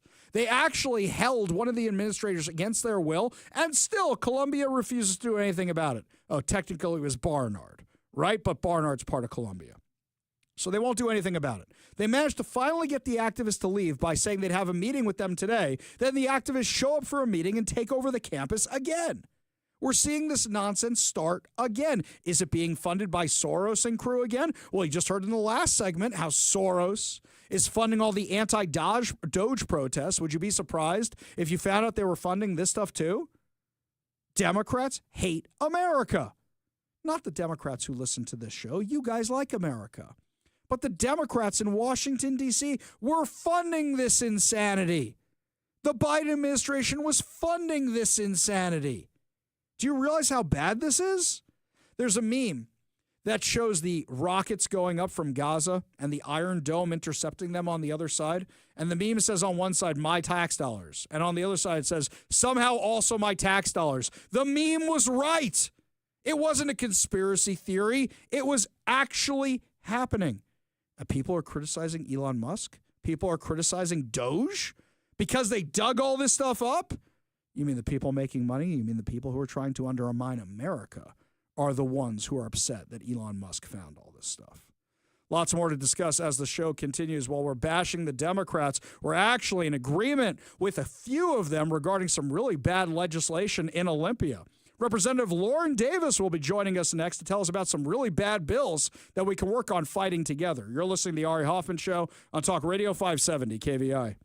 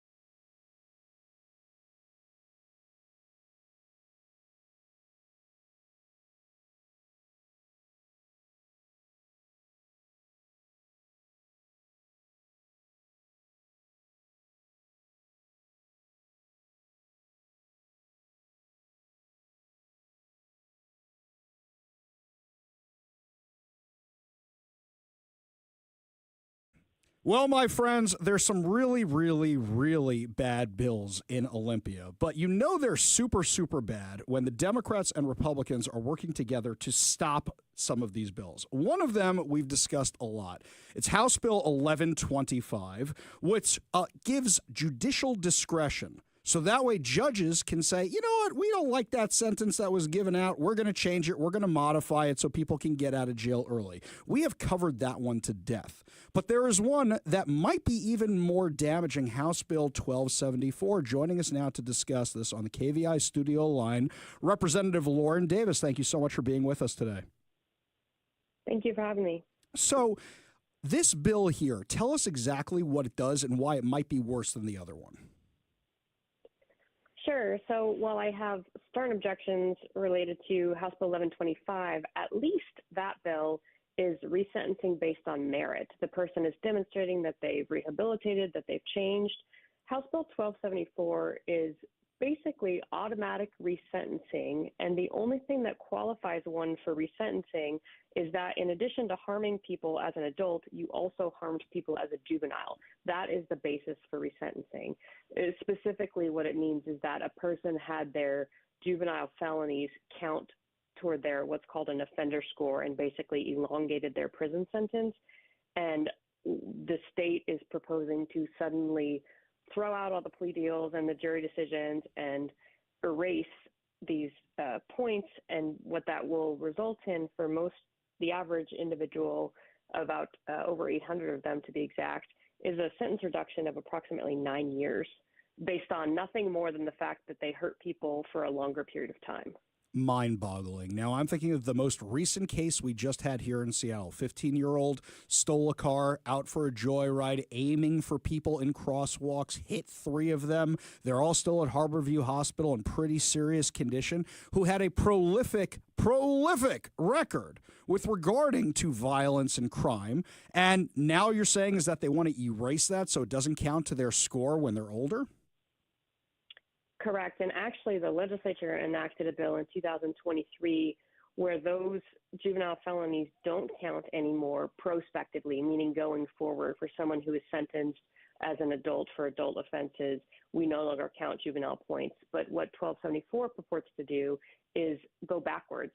And for these, up to 856 people currently incarcerated for crimes they committed as adults, who were sentenced as adults, that we're going to undo their juvenile points and reduce their sentences by orders of magnitude for no meritorious reason. Which is absolutely insane because we're having a crime wave right now. We don't have enough police officers. We have possible budget cuts coming up that could affect a whole bunch of this stuff. So basically what this is going to do is give a whole bunch of criminals an earlier out and flood our streets with more problems. Yeah, I mean, one area where you and I may not agree is I actually do believe that in some cases, a narrow set of cases, that an early release might be appropriate, that some people who've been in prison for a very long time, particularly who committed crimes as a young person and have demonstrated extraordinary rehabilitation, that should warrant. And it is true that a lot of people that have been in prison for quite a long time and have truly rehabilitated are at a very, very, very low risk of recidivism. But we're talking about people here who don't have to prove essentially anything related to their rehabilitation, and they are going to get a brand new sentence. And the largest problem to me is not even the implications for public safety, it's the implications for the victims. Victims are promised that this person is going to serve a fixed amount of time because they killed somebody's everything, somebody's mom, somebody's dad, they raped somebody. And almost all of these cases end in plea deals. And so the state makes a promise to the victim that, it didn't go to trial. And so, yes, they're pleading to a crime that's less than what they actually committed. And we dropped these additional charges. And we dropped these aggravating factors. But don't worry, they waive the right to appeal with a plea. And so we promise you that they will serve the full sentence. And, the legislature is now going to come along and say, none of that matters. We're going to rip it away and bring people back to the very worst day of their lives. It's absolutely, absolutely insane. We're speaking with Democratic Representative Lauren Davis from the 32nd Legislative District right here in Washington. So you're against this. I'm against this. You and I don't agree on a lot politically, but we agree on this. How many other people on the other side of the aisle are against these and fighting with you? Well, hopefully at least 9 others, because that's how many Democrats it takes to block a bill on the House floor. And I will work very hard and have been working very hard to make sure that this bill does not pass out of our chamber. It is so harmful and so insulting to victims. And I actually think that it really inhibits the ability of my political party to do smart criminal justice reform, to allow individuals who are extraordinary and rehabilitated early release. When you pass ill-conceived policies like this, it is so problematic and really impedes any actual meaningful progress in the criminal justice reform space. I completely agree with you on that. I completely agree with you on that. I mean, I used to work with at-risk youth. I know exactly what you're talking about. I know the people who are redeemable. I know the people who are irredeemable. I couldn't have said it better myself. Now, my friends, if you want to help me and Representative Davis defeat this bill, here's what I want you to do. I want you to call the legislative hotline. 1-800-562-6000. That's 1-800-562-6000. And I want you to say no to House Bill 1125. That's the judicial resentencing one. And no to House Bill 1274. Remember, the people on the line are just people answering the phone. So be very, very nice to them. Do not take out your frustrations on them. Be nice, be pleasant. And please call and say no to House Bill 1274. And no to House Bill 1125 at 1-800-562-6000. That's 1-800-562-6000. Representative Lauren Davis, really appreciate you taking the time to speak to us today and bring attention to these very, very, very important things happening in Olympia. Thank you so much. Always a pleasure. We got a whole lot more to discuss as the show continues. You're listening to the Ari Hoffman Show on Talk Radio 570 KVI.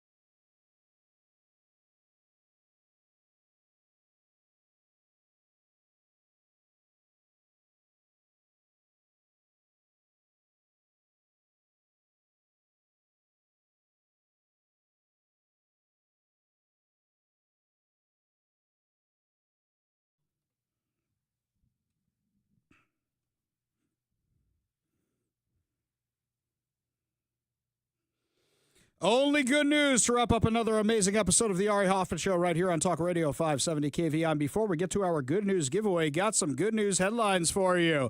And our friend Kirby Wilbur used to do Good Guy with a Gun. Now we've got a story around here, Good Gal with a Gun. This one comes to us from the Tri-City Herald. A teen robbery suspect allegedly crawled through a wake-up call drive-through window in Kennewick. When he started approaching the barista with his gun, she got her own weapon and fired a shot at him. Both people escaped the tense situation unhurt. The teen suspect was later found during a traffic stop in Pasco and is heading to the Benton Franklin Juvenile Detention Center for robberies in both cities. The barista reported seeing a vehicle circling the coffee shop before 5:30 a.m. Tuesday. Then the 17-year-old suspect, whose name was not released, approached the drive-through window and showed he had a gun. He then crawled through the window as the barista backed away. He grabbed money from the register. Then he started approaching the woman. That's when she grabbed her legally owned gun, pointed it at the teen, telling him to leave. The teen responded by pointing his gun at the woman. She fired a shot. He fell to the floor. She then escaped out the door, and he ran to a waiting car and fled. The car had been stolen from Richland earlier in the day. Police later found the car in East Kennewick. Pasco police, who were looking for the teen in connection with another robbery, found him in a car in the area of 10th Avenue and Henry Street around 4:30 p.m.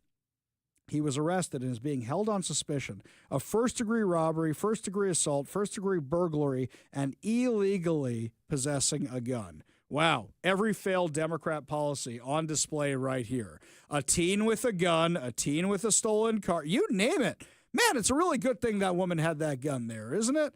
Meanwhile, switching gears to a little story here, a little bit more tame story from Como News. Tracy Pearson is on a mission to spread kindness one letter at a time. It's been approximately 10 years since Pearson, a former preschool owner, created the nonprofit Happy Letters to teach students in North Central Washington about the importance of giving back. The letters are drawn and created by children and are distributed to veterans, Children's Hospital, cancer treatment facilities, retirement homes, and anyone who needs support or gratitude. Pearson told ARC Seattle that the nonprofit has come a very, very long way to the great work they do now, where they have people all over the country who are involved. I like that story there. Meanwhile, I've got all these other good stories going on here, including the fact that, hey, my friends, I just want to remind all of you to subscribe to our podcast.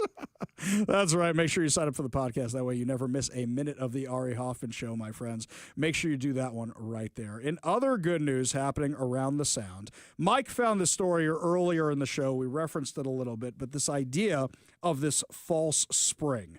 So with false spring, what that really is if you look outside right now at that beautiful sunset that you are seeing over the bay right now, we call it fool's spring, false spring.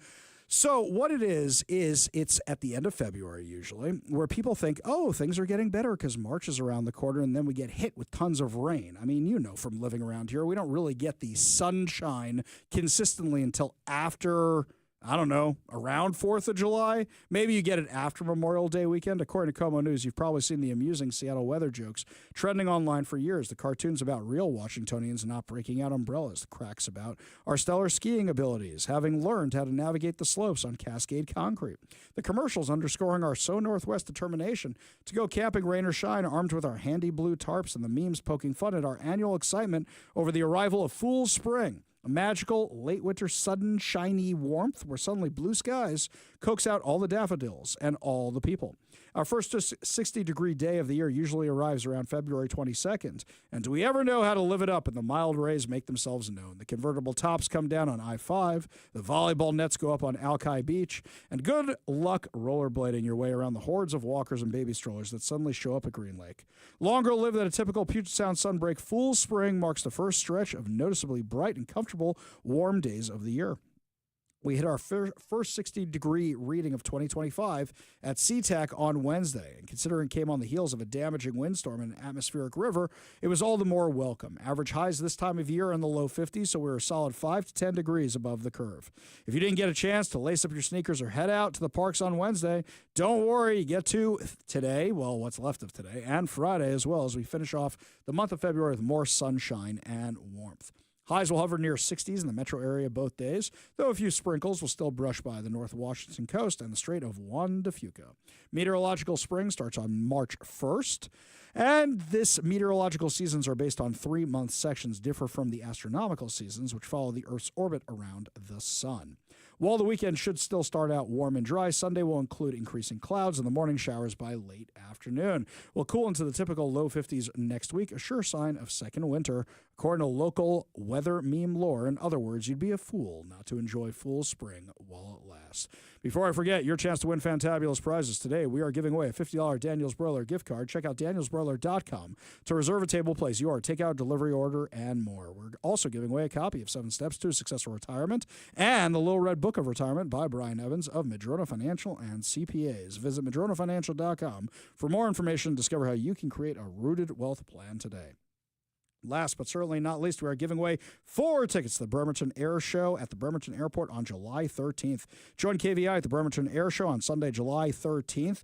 Running both July 12th and 13th, the Bremerton Air Show is back for another year of modern military aircraft, classic planes, and world-class performers. Get tickets and learn more at bremertonairshow.com. All you have to do in order to win these fantabulous prizes is be caller number 10 at 206-421-5757. That's 206-421-5757. Caller number 10 will win a $50 Daniel's Broiler gift card, a copy of 7 Steps to a Successful Retirement, the Little Red Book of Retirement by Brian Evans of Madrona Financial, and 4 tickets to the Bremerton Air Show. Phone lines are open now.